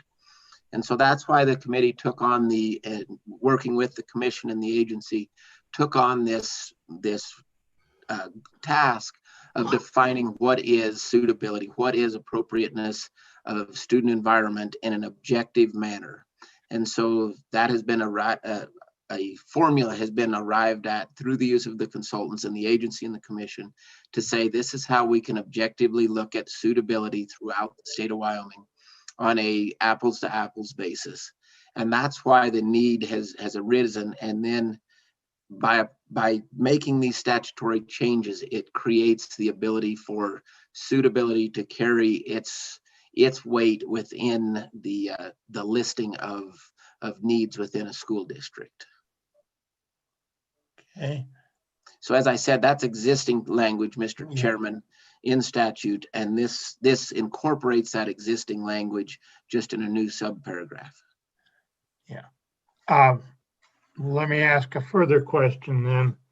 If that appropriateness of student environment language is left in there as it is here, will it not just continue to cause problems? They'll say, look, yeah, the illumination is fine and it's not, the air's not poisonous, but it's not appropriate for student environment, and just continue the problem. Should we take that phrase out? Why did y'all choose to leave it in? Mr. Chairman, I believe because through the rule and through the work of the commission and the agency, they have came up with a definition of what appropriateness of student environment will be so that they can objectively measure that. This was some language that was put in by members of the House several years ago, and there has been attempts to remove that, and it has not gone very far in the legislative process. But as I said, I think the agency has done a great job of coming up with a definition for how they will evaluate that objectively. Is that definition elsewhere in the statute? I missed it if it is. Mr. Chairman, I don't believe it's in the statute. It's in the metrics of how they would evaluate these suitability concerns.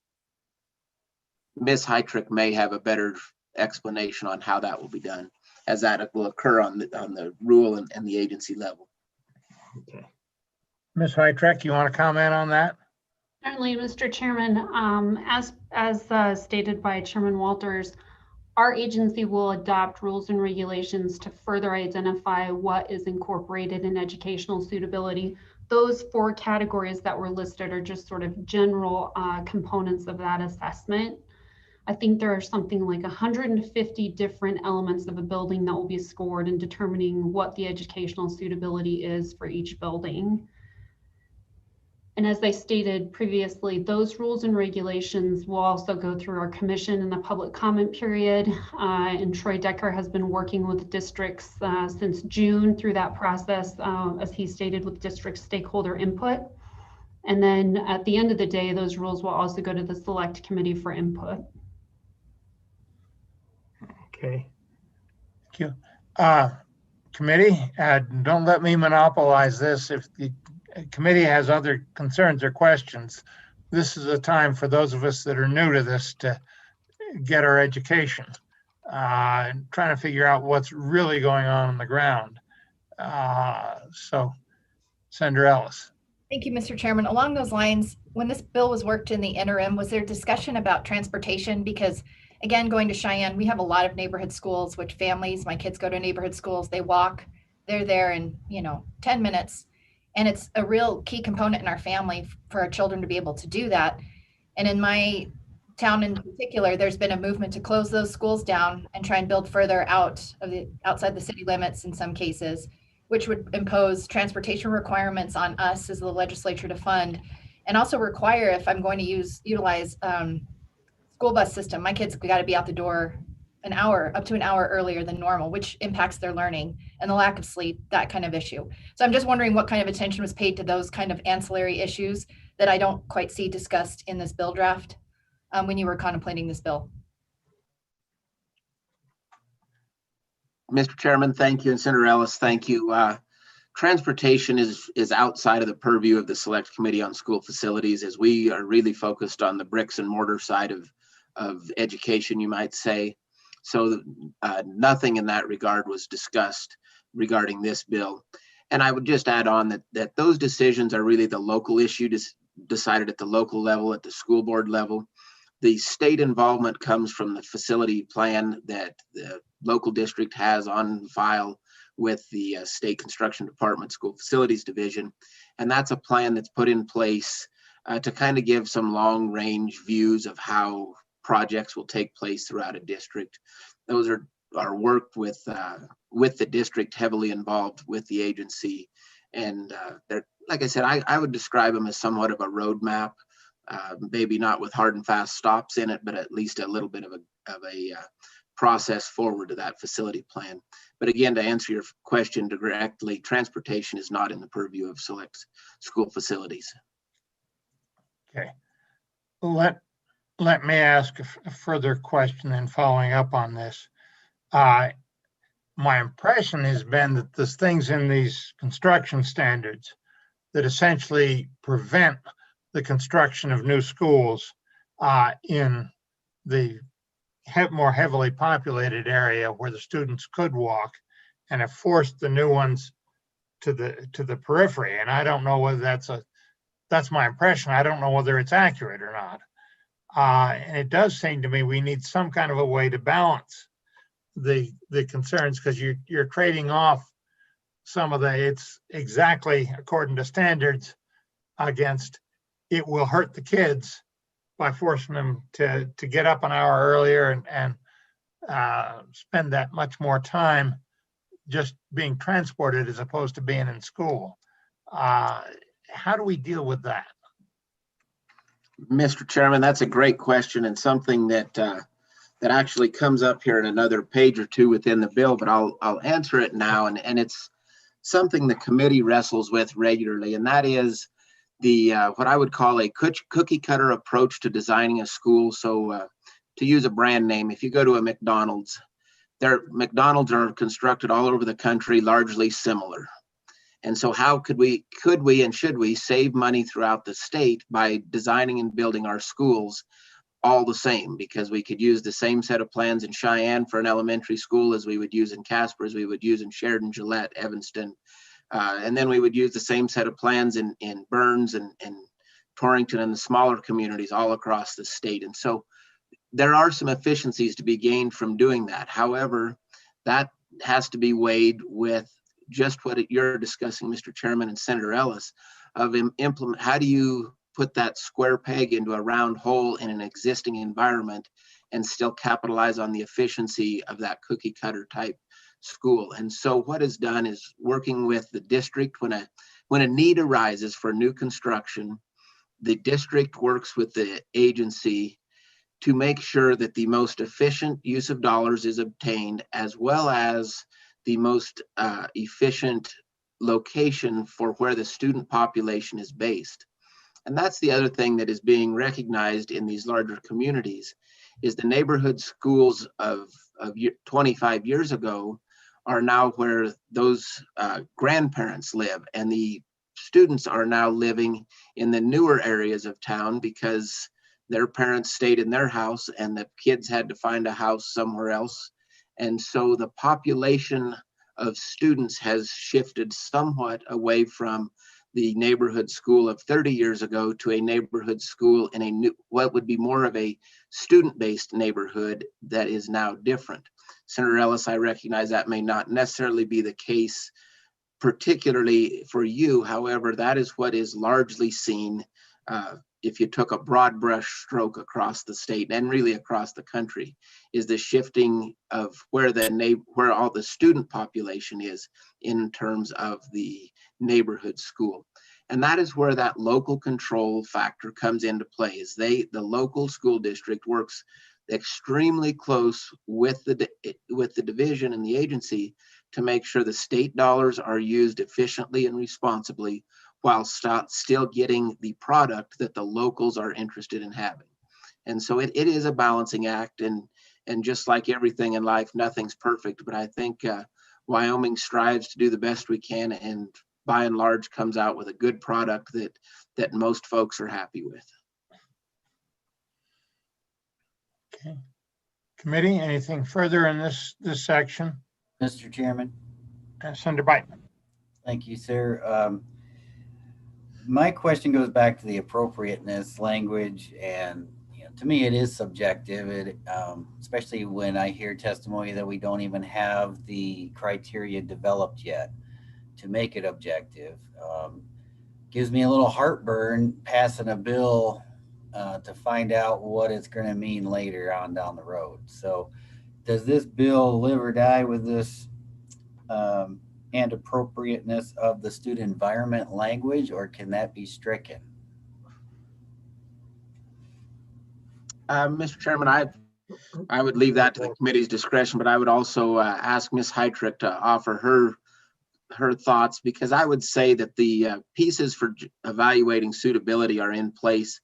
If this bill does not go forward, the suitability components of this study that I discussed that is going to be in another bill that's currently working its way through the House, that study is going to take place whether we separate out suitability as its own component or we leave it as part of the condition component. The study will take place. Suitability will be evaluated based on the metrics that have been put in place, and these have been put in place through the division, through the commission, so they are known because they are working on, if the funding is provided by the legislature in this other bill, they are prepared to go out with an RFP and get to work on this. Because what has occurred, and I'll go off on a little tangent here with your indulgence, Mr. Chairman. Mr. Chairman, can I pause right there before we go off on the tangent? Okay, sure. Go Sorry, ahead. I just wanted to nail down this criteria. So there is criteria available to us. Can that please be sent to the committee before we move on? Mr. Chairman, I'll move that question to Ms. Heitrick, but I believe it would be available. Okay. Ms. Heitrick, we'll come to you on that in just a second. I would also follow up on this and saying, I think the question is not so much removing suitability. The question is removing on page 10, line 15, the words appropriateness of the student environment as being, that's, Senator Biteman, did I get the essence of your concern there?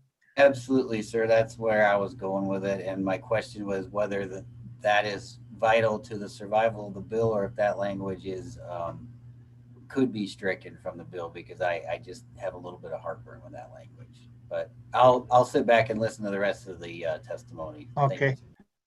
Ms. Thanks, Heitreich, will you respond to the questions that we've gotten? Certainly, Mr. Chairman, Senator Beitman, if you look at the existing language in 2115-117A Romanet 1, that language that you find on page 10, lines 15, already exists in statute. This bill doesn't change that provision about appropriateness of student environment. It only serves to split out that piece or that assessment separately from the building condition assessment. Currently, the department is required to assess educational suitability with those 4 elements that exist on page 10, lines 9 through 15. This bill changes how that will be viewed by the select committee and presented to the legislature. But it does not change the agency's obligation to assess that. And as far as providing the list, we can certainly do that. Our Chapter 8 rules will incorporate the educational suitability piece. We have conducted stakeholder meetings over the state. We did 3 stakeholder meetings in early June, and Mr. Decker has actually had weekly meetings with district representatives about rules which incorporate and discuss educational suitability. Those rules are not finalized, in part because this bill is pending and it will change the way that these lists are presented. And so under current statute, it would be part and parcel of the building condition assessment. Educational suitability would be part and parcel of that discussion. With this bill, it will be separate and distinct lists considered separately. Okay. Senator Beitman, do you want those rules? I do, and just as a follow-up, I don't have a problem with separating out the suitability. I'm all for that. I think that's fine. My issue is with that last phrase, appropriateness of the student environment, when we don't have the actual criteria to make that determination. That's kind of where my heartburn lies. Okay. Okay, let me make that a formal request from the committee that we get those rules. I think if you furnish them to LSO, they can put it on the internet to everybody. Is that satisfactory? LSO, will that work? Yes, if you would like to email the rules to me, I can distribute them to the committee. Ms. Heitreich, if you could do that in the next day or so after the meeting, we'd appreciate that. But the issue really is not that the language is already there, but we're writing new law. Should we change the language if it's caused trouble? And that's the question. Representative Walters, do you want to comment on that further? Well, I think through these stakeholder meetings that have taken place, districts have came to a consensus on what is appropriateness of student environment, to where all districts recognize what that would be, what that would look like. If it's there, it's fine. I think if it's not, it's probably okay. I think by having it there, it allows that one extra tool when you're looking at the school, that you can say, you know, there's just something not quite right about this. These kids, if they don't get it, the sun shines in their eyes at the wrong times of day, whatever it is, it leaves that little opening to be able to say, we can all recognize something's not quite right, something's not working here. How do we address it and fix it? But yet it's not technology and it's not air quality. It's not necessarily illumination. It's just that what is it? And so through those stakeholder meetings, I think they've been able to come up with that definition, and the districts are comfortable. Certainly this committee, your committee's prerogative, how they choose to move forward with it. Okay. Committee, anything further on this particular issue? Seeing none. Tom, and we apologize. We're going to take some time on this. We've got 3 of us have not been on the education committee. It's been, well, I have been, but it's been 20 years since I was on it. And this is all new to us and we're trying to understand. So apologize. We're going to give you the third degree, trying to understand what's going on here. Absolutely no apology needed. It's my pleasure to explain the best I can. And certainly, if I'm not getting the explanations clear, please ask the question again and I'll keep trying. Let me move on then and ask you a further question on this. You're going to have these three lists, suitability and capacity. Is there going to be a mathematical formula for integrating the lists into one? Or what's going to be, does suitability get a 10% weight or is it a 50% weight? How does that sort of thing work? Mr. Chairman, that's a great question. And the committee chose not to put in statute what the weighting of each of those would be. We didn't want to say capacity would be X and condition would be X and suitability, giving one a higher priority than the other. And so really through the consultants' work, because these folks do this work all across the country, not just in Wyoming, they have been able to identify just what you're saying, a mathematical formula of some sort that will then create the master list, the consolidated list. And so that way, throughout the consolidated list, you'll be able to look at a school and say in your neighborhood, the Red Creek School is #1 on the list. But then you'll be able to dive down and see why it is #1 on the list. You know, was it a capacity issue? Was it a condition issue? Or was it a suitability issue that brought it to the top through that mathematical formula? And every school will be able to look at it and be able to back out the result of how they ended up where they are on that master list. And part of the reason for having the master list and the individual lists is to be able to say, okay, this school made it to the top for whatever reason. And I think Senator Ellis brings up a good point. Cheyenne is a growing community. And so if Cheyenne schools are, say, 4 and 5 on the list, but capacity is really their driving factor, and we can look at Cheyenne and see that it has tremendous growth over the next few years, then we can look at where do we want to put our funding first? Do we need that growth to take care of the capacity side in Cheyenne versus the suitability and condition in Gillette, or whatever the issue may be? And so we'll have the master list and be able to look at it, cross-reference it against what drove the master list or consolidated list to make better funding decisions is the hope of the committee and the hope of the commission. Committee, anything further? Okay, Tom, proceed. We took quite a bit of time on that, but I think it's part of the heart of the bill. Mr. Chairman, thank you. And you're exactly right. That page 7, 8, and 9, and 10 really are the heart of the bill. And so I'm glad we took sufficient time discussing that. As you move on to page 11, the only change there is really a drafting change, just the way the statutes are drafted today. Moving on to the top of page 12, again, a conforming amendment and drafting change.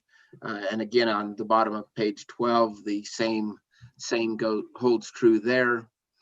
On page 13, the only change, again, is just a drafting change, identifying the select committee so that we know it's the one for school facilities and not the select committee for mental health or something else that's making school facility decisions.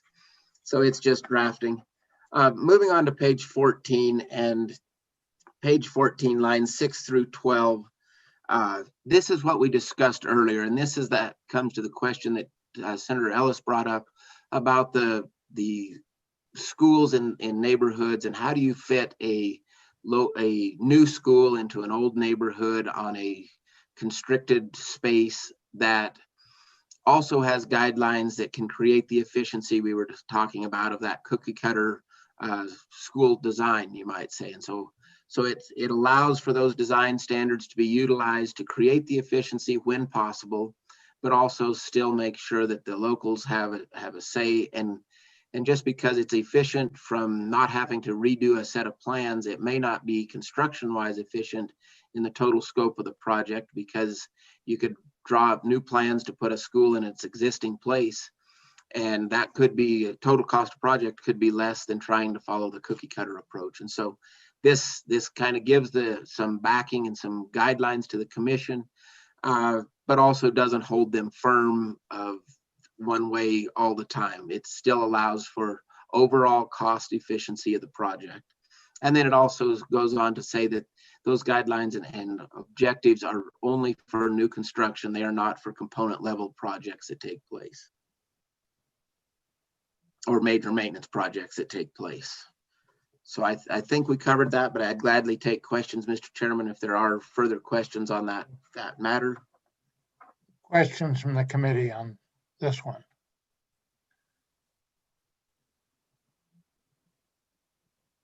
Seeing none, let me ask, on page 14, lines 11 and 12, we're talking about these projects are subject to value engineering and are reasonably uniform across the state. Does that language preclude the kind of consideration that Senator Ellis was raising, by meaning we're going to force them to the outside where we've got the room to be uniform, as opposed to trying to put them where the kids are and so kids can walk to school? Does that language preclude that kind of consideration, that kind of trade-off? Mr. Chairman, it was the feeling of the committee that this language allowed for the greatest balance possible to try and get the efficiency of cookie cutter schools, but also have the complete availability of unique designs for a community-based school or a neighborhood school rather. And so it was, this entire section was really, a new section here was really, that was the goal of the committee, to try and create the efficiency, but still leave the door wide open for changes on a local needs basis. And to your question specifically, Mr. Chairman, I don't think that language is precluding of that. As I said, we tried to keep it as broad as possible while still creating the efficiency. Okay, thank you. Committee, anything further in this section? Mr. Chairman, I have a quick question. Senator Beitman, go ahead. Thank you, sir. Representative Walters, you mentioned the consultants were the ones that had this weighted formula, the mathematical formula to come up with this list. How much weight is given to what the local school districts are asking for? My question being, obviously we want I would prefer to see the locals have more of a say in this process instead of the state dictating to them, design and location requirements and all those sorts of things. So how much of that formula is weighted towards what the local school district wants? Mr. Chairman, different formula, and Senator Beitman, a different formula than we were discussing mathematically in the 3 lists that are created. But I think I would direct that question or ask Director Muldrow and Ms. Heitrick to answer that further, because that really comes down to the commission level when they are working with the districts on creating that new and designing that new school. My understanding is the districts have a tremendous amount of say in that entire process. And the commission, I'm not going to say goes along 100% with them, but I know that the district is heavily involved in what they have to say is weighted high. But I would ask those folks to answer that question, because like I said, that becomes more of their function. Muldrow, Ms. Heitrick, who wants to handle that? Mr. Chairman, Tanya Heitrick, I'll take a stab at that. Senator Beitman, it really is a collaborative process with the school districts. We're kind of going through that process right now, as a matter of fact. And our staff, several of the members of our staff, both from the planning side and from the project management side, meet with each school district to look at what their construction needs are, what their remedy needs are, what their major maintenance requirements are, what type of security issues are they looking at. And as far as site selection goes, that really is within the district's local control. We have a due diligence analysis that we require in approving site selection. We work with the districts collaboratively to identify those, and in the event that they're purchasing new sites or just disposing of old sites that they don't need anymore. But there is a large portion of local control in addressing school facility remedies that are needed. And it really is dictated by each district. As Senator Ellis was talking about, in Laramie County, we really have this neighborhood school concept with 3 triads. But if you look at Natrona County, they have a central transportation hub and it's a school of choice. And so those types of decisions are made at a local level, and those decisions do drive facility requirements, but those are not driven by the state construction department nor the commission. It really is the local district in the driver's seat. Senator Ellis. Thank you, Mr. Chairman. I know this isn't maybe addressed in this bill, but I'm trying to just, again, understand the school facilities world better.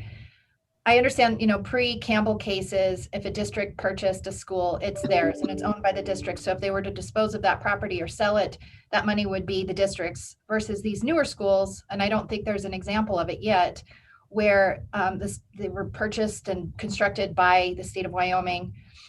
And so I was just reading an article about Gillette, and apparently their booster club and their school district combined to build them a film room so that their athletic department can watch film reel. And I'm sure it's got other purposes the article mentioned, but the primary purpose of that is for athletics. But it was built in the new high school in Gillette. And so I'm wondering what happens when you have like significant value added projects like that, if that school, if enrollment were to go down and the state of Wyoming wanted to, sell that building, how that relationship works in that interplay between state construction responsibility and ownership of these facilities versus that local component. So if you could tease out some of that for me, that's one area I think we haven't done a good job of creating some bright lines of how that should work. Mr. Chairman, Okay. Senator Ellis, I know only enough to be dangerous about that specific element that you're talking about. I know that in last year's budget bill, there is a provision talking about disposition of land and any connection to any state-owned school site. I also know there are provisions related to any school building that I think was acquired prior to 1997, but I really can't answer with any specificity. I apologize, based on each particular situation and when the site was acquired and what exactly the site is serving to utilize, whether that's within the adequacy standards or whether it's an enhancement to that. I think it really is a fact-dependent analysis based on those criteria. When was it acquired? What's the school building being used for? And what are your statewide adequacy allowance for that particular school district? I apologize that I don't have any additional information on that. Senator Ellis. Thank you. And I think you're right. It is complicated. And I don't have a vision of how that should all shake out. But back to this example where Gillette just built this, $20,000 film room, I think the hard part is when we talk about the quality or the value of equity that we've got in Wyoming, things start getting really skewed really quickly when you have schools like Gillette's that offer film rooms. And then all of a sudden, my concern is that Natrona County looks at that and say, well, we need a film room. And Laramie says we need a film room, and Cheyenne says it. And all of a sudden that becomes somewhat of a new standard. And so I am wondering about some of those sideboards when we talk about adequacy of the building and just the appropriateness of the student environment when we start seeing these inequities popping up as a result of local control. So I don't know how to thread that needle, but if you have any thoughts on those kind of particular issues, I'd be curious. Mr. Chairman. Representative Walters. Mr. Chairman, in furthering the answer to that, already in guideline and standards, we state what will be built and what will be considered an enhancement. So swimming pools, for example, are an enhancement to be paid for by a local district. That enhancement becomes part of that school. Many schools around the state have taken that on, much as a film room would be an enhancement taken on by the local district to fund however they see fit, local boosters, whatever the case may be. But we have in place, and it's clearly delineated, what is the necessity of a school and what is the enhancement of a school. And so as long as those guidelines are held firm, we won't see that popping up across the state. It will always remain the locals willing to put their money where their mouth is, you might say, because they see it as enhancement that is worthy of their needs within the school. And what post 97, post 2000, roughly, once my understanding, once it becomes part of that school, then disposition would take place in the same manner as the school as a whole, because just because they paid to create that enhancement doesn't change the ownership of the school. And so once the state started getting involved in that construction, the funding upon disposition has changed, obviously, as to the way it was done prior to basically 2000. And am I right in thinking we've had some major enhancements? I'm thinking of Albany County passed a bond issue to enhance their stuff. So they're essentially gambling that school will be there for a long time and they'll get their money's worth out of the enhancement. Mr. Chairman, you are correct. And that is as of many of the schools that have done it through bond issue or other forms of funding those types of projects. Senator Biteman. Yeah, Mr. Chairman, just a quick follow-up for my clarification. So you're saying that if in the example of Gillette, they built this with their own money, when the school is disposed of, they don't get to be reimbursed for that extra add-on. It just goes to the state. The state keeps that when they sell the building. Mr. Chairman, I'd like to do a little follow-up on that, but that is my understanding at this time, but I will confirm that, Senator Biteman.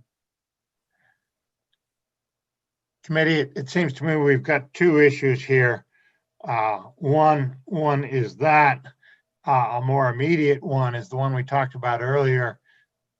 Are we going to have something gradually creep in so that this enhancement then becomes something regular, or are we going to be able to hold to say, okay, if you want that thing, you've got to pay for it yourself? And I think there's two separate questions there. Senator Ellis. Thank you, Mr. Chairman. Kind of on that point, I don't want to belabor this too much, but when you talk about the pool, an addition where there's a bond or whatever the fundraising mechanism is to construct it, you can see it's a separate entity. Back to this issue of this film room, I mean, that was space built by the state of Wyoming's construction department that in theory would be used to provide for this appropriateness of the student environment, either as a classroom or some other space. But now it's being used as part of a significant part of the enhancement. This wasn't a booster club or the district coming up with money to build its own separate addition onto the building. This was space that was constructed with state dollars that is now being used for an enhancement. So, I mean, these are just the issues I think we've got to do a better job of teasing out, because we've contributed now to Gillette having an option or something that enriches their students' learning environment that we haven't provided for other kids, because we've allowed them to provide this enhancement in the space that the state funded. Am I understanding that incorrectly? Mr. Chairman and Senator Ellis, I haven't read the article that you're referring to, so I don't know all the details. I'm talking about it in a real broad scope of things and in terms of how enhancements are handled. And over the last 15 or 18 years of the new construction around the state of the Wyoming, the commission, in conjunction with the legislature, has held firm in what they considered to be the baseline of a school and what would be considered enhancements to schools. So like I said, if this film room was paid for through Booster Club's money, not having all the details in front of me, I can't really answer that. But in the design of the school, when it was designed, if that space that it's in was designed and agreed upon by the division and the locals as an athletic space, and then the film monitors, TV monitors and whatnot were added into that space by locals, booster clubs and whatnot, I think that is much like any other school having a fundraiser to buy new uniforms for the sports team or something to that effect. And so if the space was originally designed as part of that physical education component of the building, and it is being used that way, but the locals added the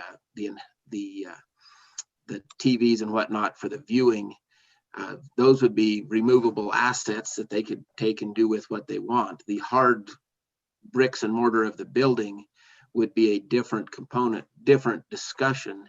And so it comes back to the facility plans that those districts work with in conjunction with the state as they adjust and address what are the needs within that building for all of their students. And so I think those things are available. I think those things are already addressed, and then they're addressed to create an equal playing field across the state while still allowing for the locals to do what they would like in terms of what they're willing to do for their local students. I think there's a broader issue that's a problem we're going to need to think about at some point. You look at the Campbell decisions and the Waschke decision before that. They're very strong on they will not tolerate wealth-based discrepancies in the schools. And if you start to get a situation, which I don't think we've seen yet, but suppose a school district decides the enhancement we want is to say, build a better biology lab or a much more sophisticated biology lab. And that's allowed then locally. With the system we've got, I think it would be very hard to resist that being spread across all the districts, because otherwise you do have a wealth-based disparity in the quality of education. I don't know that sound rooms are going to reach that level, but you go beyond that sort of thing to larger things. And I suppose athletics could produce it too, because they are part of a good education. If we go too far, we are asking for court trouble if we then try to resist it spreading. And I'm trying to clear up my own understanding of what's going on and what the risks are. So if any of you have any comment on that, I'd welcome it. Ms. Heitrich. Mr. Chairman, there is a responsibility on behalf of the Commission and the State Construction Department to, in its annual evaluation of school districts and in its adequacy standards, to look at local enhancements and make a determination if those local enhancements should be included in the allowable square footage for all schools. And that's 2115 subsection C. And so our office does look at local enhancements that are taken on by school districts, and maybe the film room isn't a good example, but other items that may be beneficial or even necessary in delivering the basket of goods, which is identified by the Department of Ed. And through the Campbell cases and Waschke, that really was key. What is the basket of goods? And that is the state's obligation to fund as far as facilities. And there's some recognition even in those cases that districts may have differences, the Albany County, the bond issue. You can pass those and have differences in schools so long as the state is funding sort of an adequate building to deliver the basket of goods. I hope that helps. Okay. Committee, anything else? Tom, proceed. Thank you, Mr. Chairman. And that was page 14. Moving on to page 15, the top third of the page roughly is all conforming changes, nothing substantial there. Then we come on line 17 to section 2, and these are the items that are repealed. And really this, usually a lot of people will gloss over the repealed. I want to focus on that for a moment here.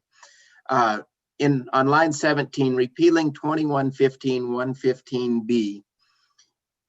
By repealing this section, in my mind, and I think probably in the agency's mind, this is the biggest cost savings we can have within this bill.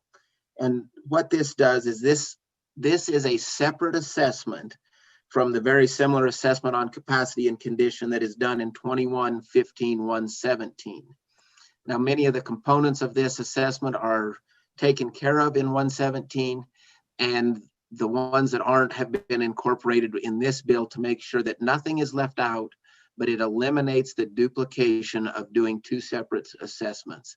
And that is really the main purpose. One of the other main purposes of this bill is to eliminate that duplication of assessments. Then also on that same section, the repeal of 21-15-117A4, that is now already incorporated on page 8 in lines 2 through 4, and 21-15-117A5 is on page 8 in lines 7 through 11. So those items are repealed, but they are brought back into the statute in this existing bill. So what's needed isn't lost, it's just applied in a better section. And so that's why I wanted to take a moment to discuss those repealers. And again, the cost savings in that elimination of the first one there, or the repeal of the first one. And then the effective date is the section 3. And with that, Mr. Chairman, I think we've answered and asked a lot of questions as we've gone, but I would gladly entertain questions on any other component of the bill and anything else for that matter, Mr. Chairman. Further questions from the committee? Further questions from the committee? Seeing none, let me ask a very general question. If we pass this bill as it sits before us, what are we going to do to the demand for school construction dollars that we don't have? And I guess that's any school construction dollar, because we don't have any of them right now. Is it going to increase it? Is it going to decrease it? Or is it strictly about efficiencies within the process? Mr. Chairman, in my opinion, I think your last comment is the truest, and that is, I think this is about efficiencies in the process. I can't predict if it will increase or decrease. And I think really that increase or decrease will be seen on a year-to-year basis based on changing population and demographic needs. And so this bill would not have a major impact on, or has no way of influencing what those demographic changes might be. And so I think your comment of improving the efficiencies in the process is really what this bill goes to address. Okay. Committee? Further okay, before we go to other public testimony, I'm going to ask the construction department, particularly Mr. Muldrow, are there any things that your department would like to add to the testimony we've gotten so far? Mr. Chairman, just off the top of my head, I don't have anything else to add to that. I think it was a robust conversation.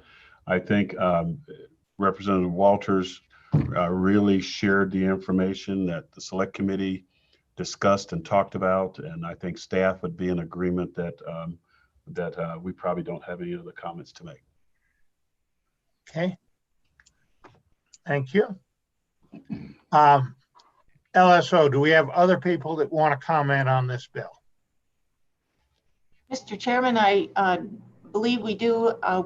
I believe we need to admit Boyd Brown. Okay. Superintendent Laramie 1, right? Or Laramie 2? Forget which district is which there. Good afternoon, Mr. Chairman. Can you hear us? Yes, we can. Are you Mr. 1 or 2? Mr. Chairman, Boyd Brown, I'm the superintendent in Laramie County School District number 1.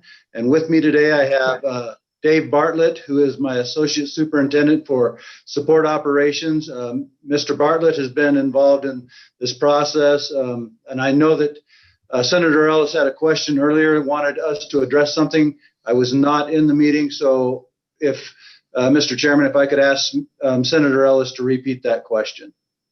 Okay, and LSO, make sure we've got the gentleman admitted too. The other gentleman. He's sitting right here with me, sir. Okay, he's right there. Okay. Senator Ellis, can you repeat that question from earlier?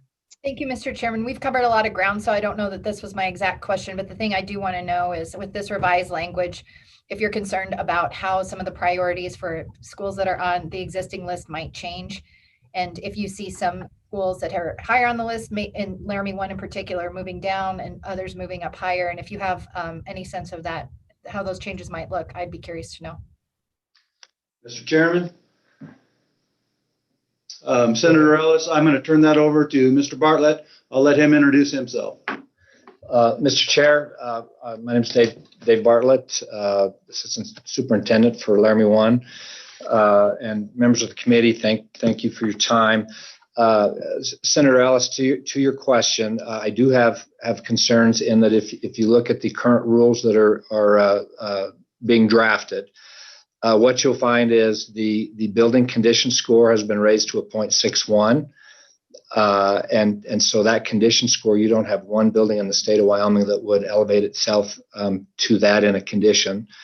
If you use district-wide capacity, Laramie 1 would not have, as it stands in last year's numbers, we would not have a capacity issue, and therefore, in combining those three scores, suitability wouldn't be an issue either. So as the rules stand today, you wouldn't have one school rise to the need. And as you're aware, we've got schools such as Deming Elementary that are 1945 vintage buildings. We actually have 20 of the top 20. We have 12 buildings that at some time or another have been scored as a high need school. But when you combine condition, capacity, and suitability, if you're not an overcrowded district, you'll never address the needs of the condition or suitability. So I do have concerns, and we have shared this with many of the districts around the state. I think they've got some concerns as well. The reality is we've taken care of capacity as a state very well, and I think we're all really appreciative of that.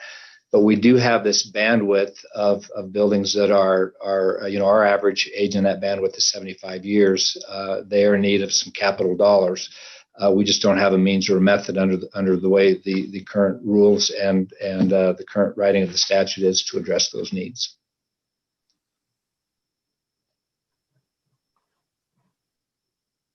Okay.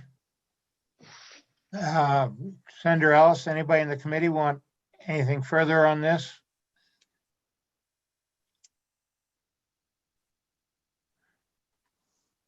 Mr. Chairman? Yeah.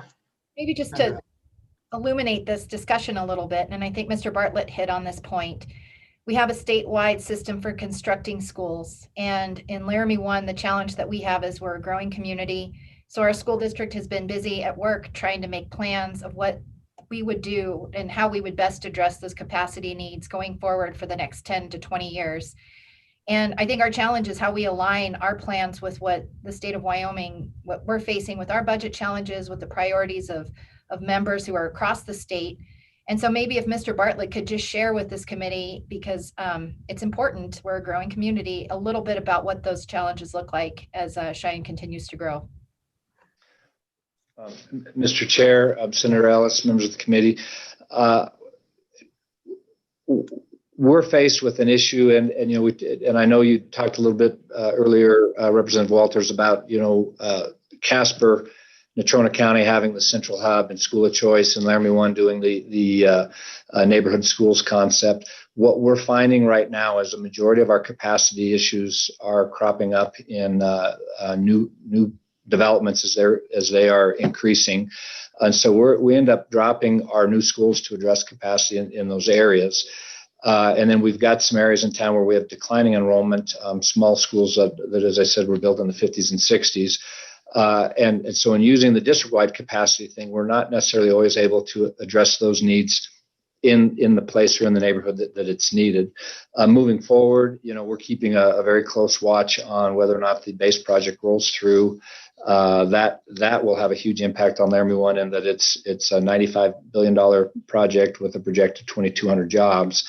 And so you're going to have this potential of a mass influx of families moving in, and then us being able to respond quickly where the need is. I think could somewhat handcuff us in providing that high quality education.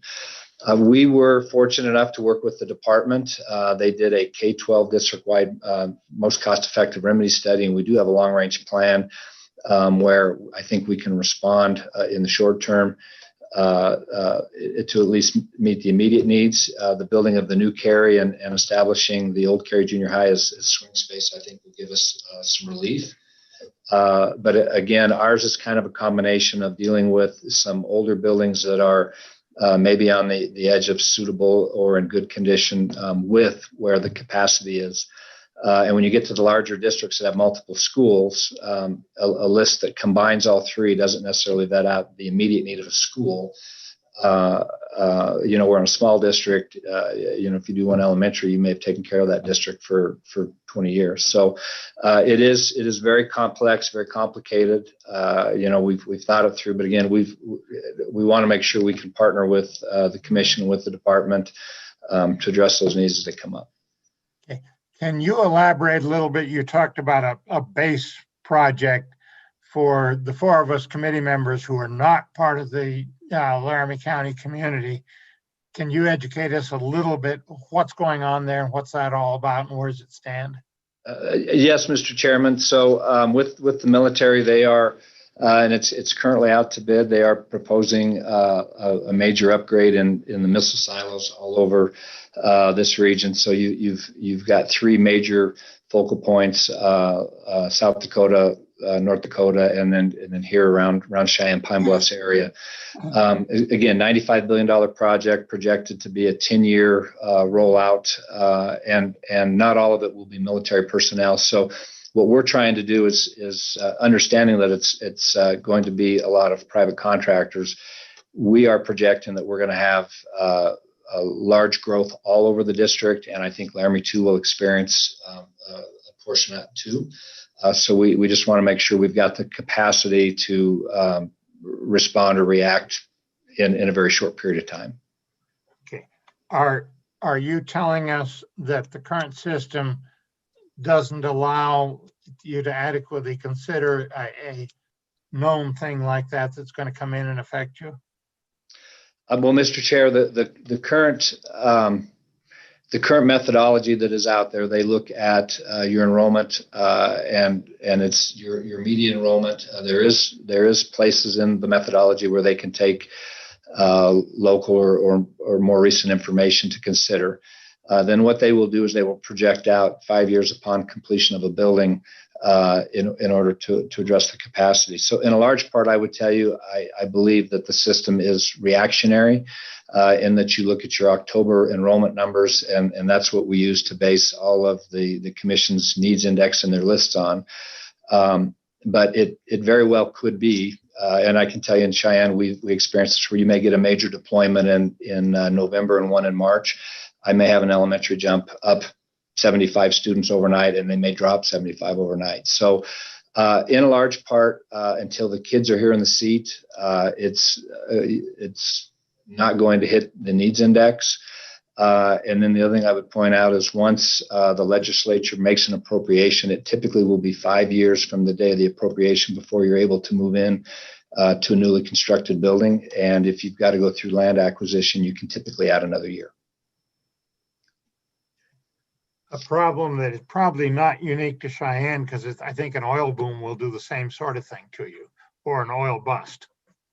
Mr. Chair, I would agree. I think that my counterpart up in Campbell County actually most recently experienced that when they had some mine closures and they had a rapid decline in enrollment. But I believe that if they were to have a new mine open and they brought in a portion of the workforce, they would experience the same issue. Committee, any further questions for the Laramie County School District? Mr. Chairman. Senator Bite. Thank you, Mr. Chairman.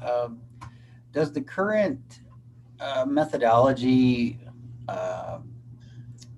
hurt Laramie County? I mean, you guys, it sounds like you guys are kind of the opposite of what Natrona does as far as you have a community-based, or you said neighborhood-based system, does the current methodology favor one system over the other, or is it pretty fair across the board? Mr. Chairman, Senator Beitman,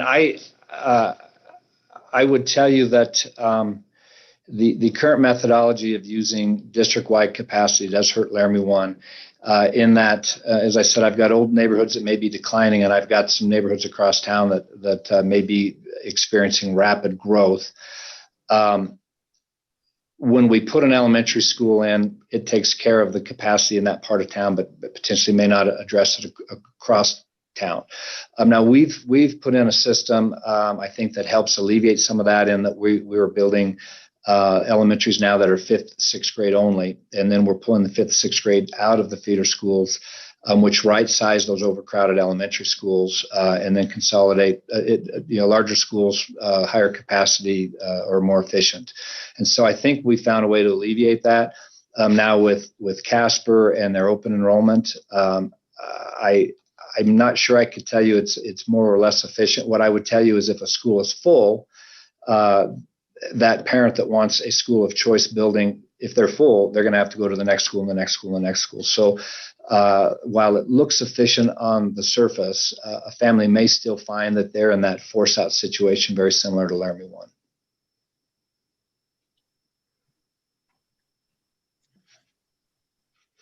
Committee, anything further? Okay, thank you all very much. Appreciate it. LSO, do we have further public testimony? Mr. Chairman, I don't see anyone else wanting to comment. Okay. Committee, we'll close the public testimony at this point. I tell you, committee, quite frankly, I'll entertain any further questions if there's something you really don't understand. I know I've learned a lot this morning, and I think this probably does go beyond just minor housekeeping. I think there's some fairly large implications in this bill. I'm not prepared at this point to say this is one that's ready to go to a virtual session. I think it may be important enough to hold for the in-person session and give us some time to digest some of the things we've learned. What's the feelings of the rest of the committee?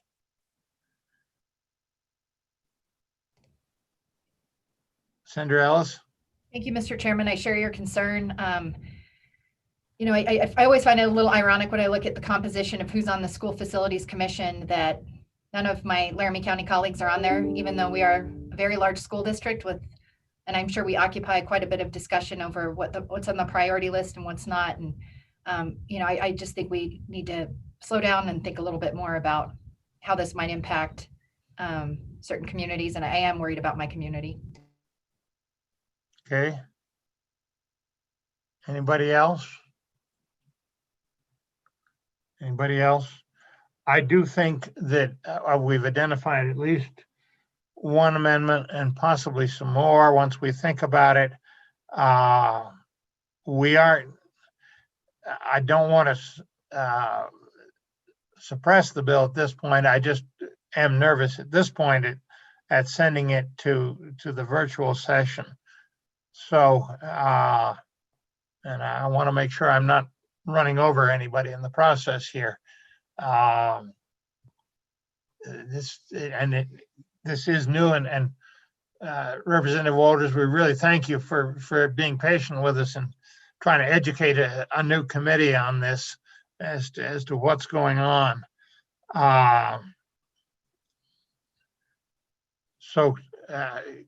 Anybody else in the committee want to say anything about this?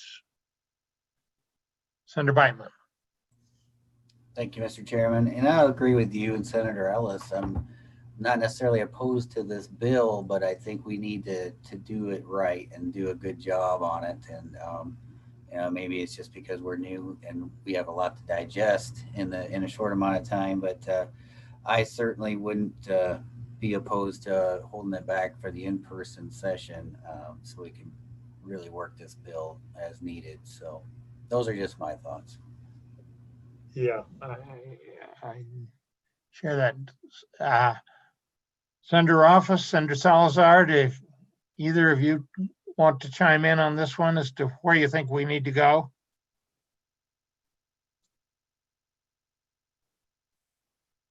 Do we have those two with us? Yeah, I'm here, Mr. Chairman. This is Chris. Chris, any comments? Mr. Chairman, if the committee wants to hold back and study this some more, then by all means. Okay. Ditto. Representative Salazar? Same view, Mr. Chairman. Okay. At that, I think we'll adjourn the meeting. I do ask you to think about this. I do ask you to think, we've heard quite a bit of the pros and cons on this. We've heard some concerns as to how some of this is going to work. If you got any amendments, get them thought out, call the rest of us and talk about it. And this will probably be relatively early on our concerns. Either I'm not quite sure how the second set of committee meetings will go, may depend on what the House sends us. We might come back to this at that point. If they don't send us very much, we might be way too busy for that. But it'll certainly be something we'll have to deal with in the in-person sessions. So this was, I think we've achieved today's objective, which is to educate us on what's really going on, what the issues are here. So thank everybody that's testified. Mr. Chairman. Who's that? Mr. Chairman, Representative Representative Walters. You'll notify Co-Chairman Landon and I as to when you'll be hearing this bill again, so we could be available to answer any questions at that time. Is that correct? Yeah, we'll do that as a matter of routine. We'll have to, being a Senate committee, we'll probably talk to Senator Landon. You may hear from him, but I think as a formal matter, we have a committee bill. They'll send you a notice too, and you'll be more than welcome. Because you have a depth of knowledge here that none of us have. And you've tried to educate us, but you're up against a tough job. If you know what I mean. Thank you, Mr. Chairman, and thank you, committee, for your time today. Okay. Anybody else? Anybody else? Okay, at that, we'll adjourn the committee meeting and we'll come back to this issue later. Okay, LSO, I think we're done.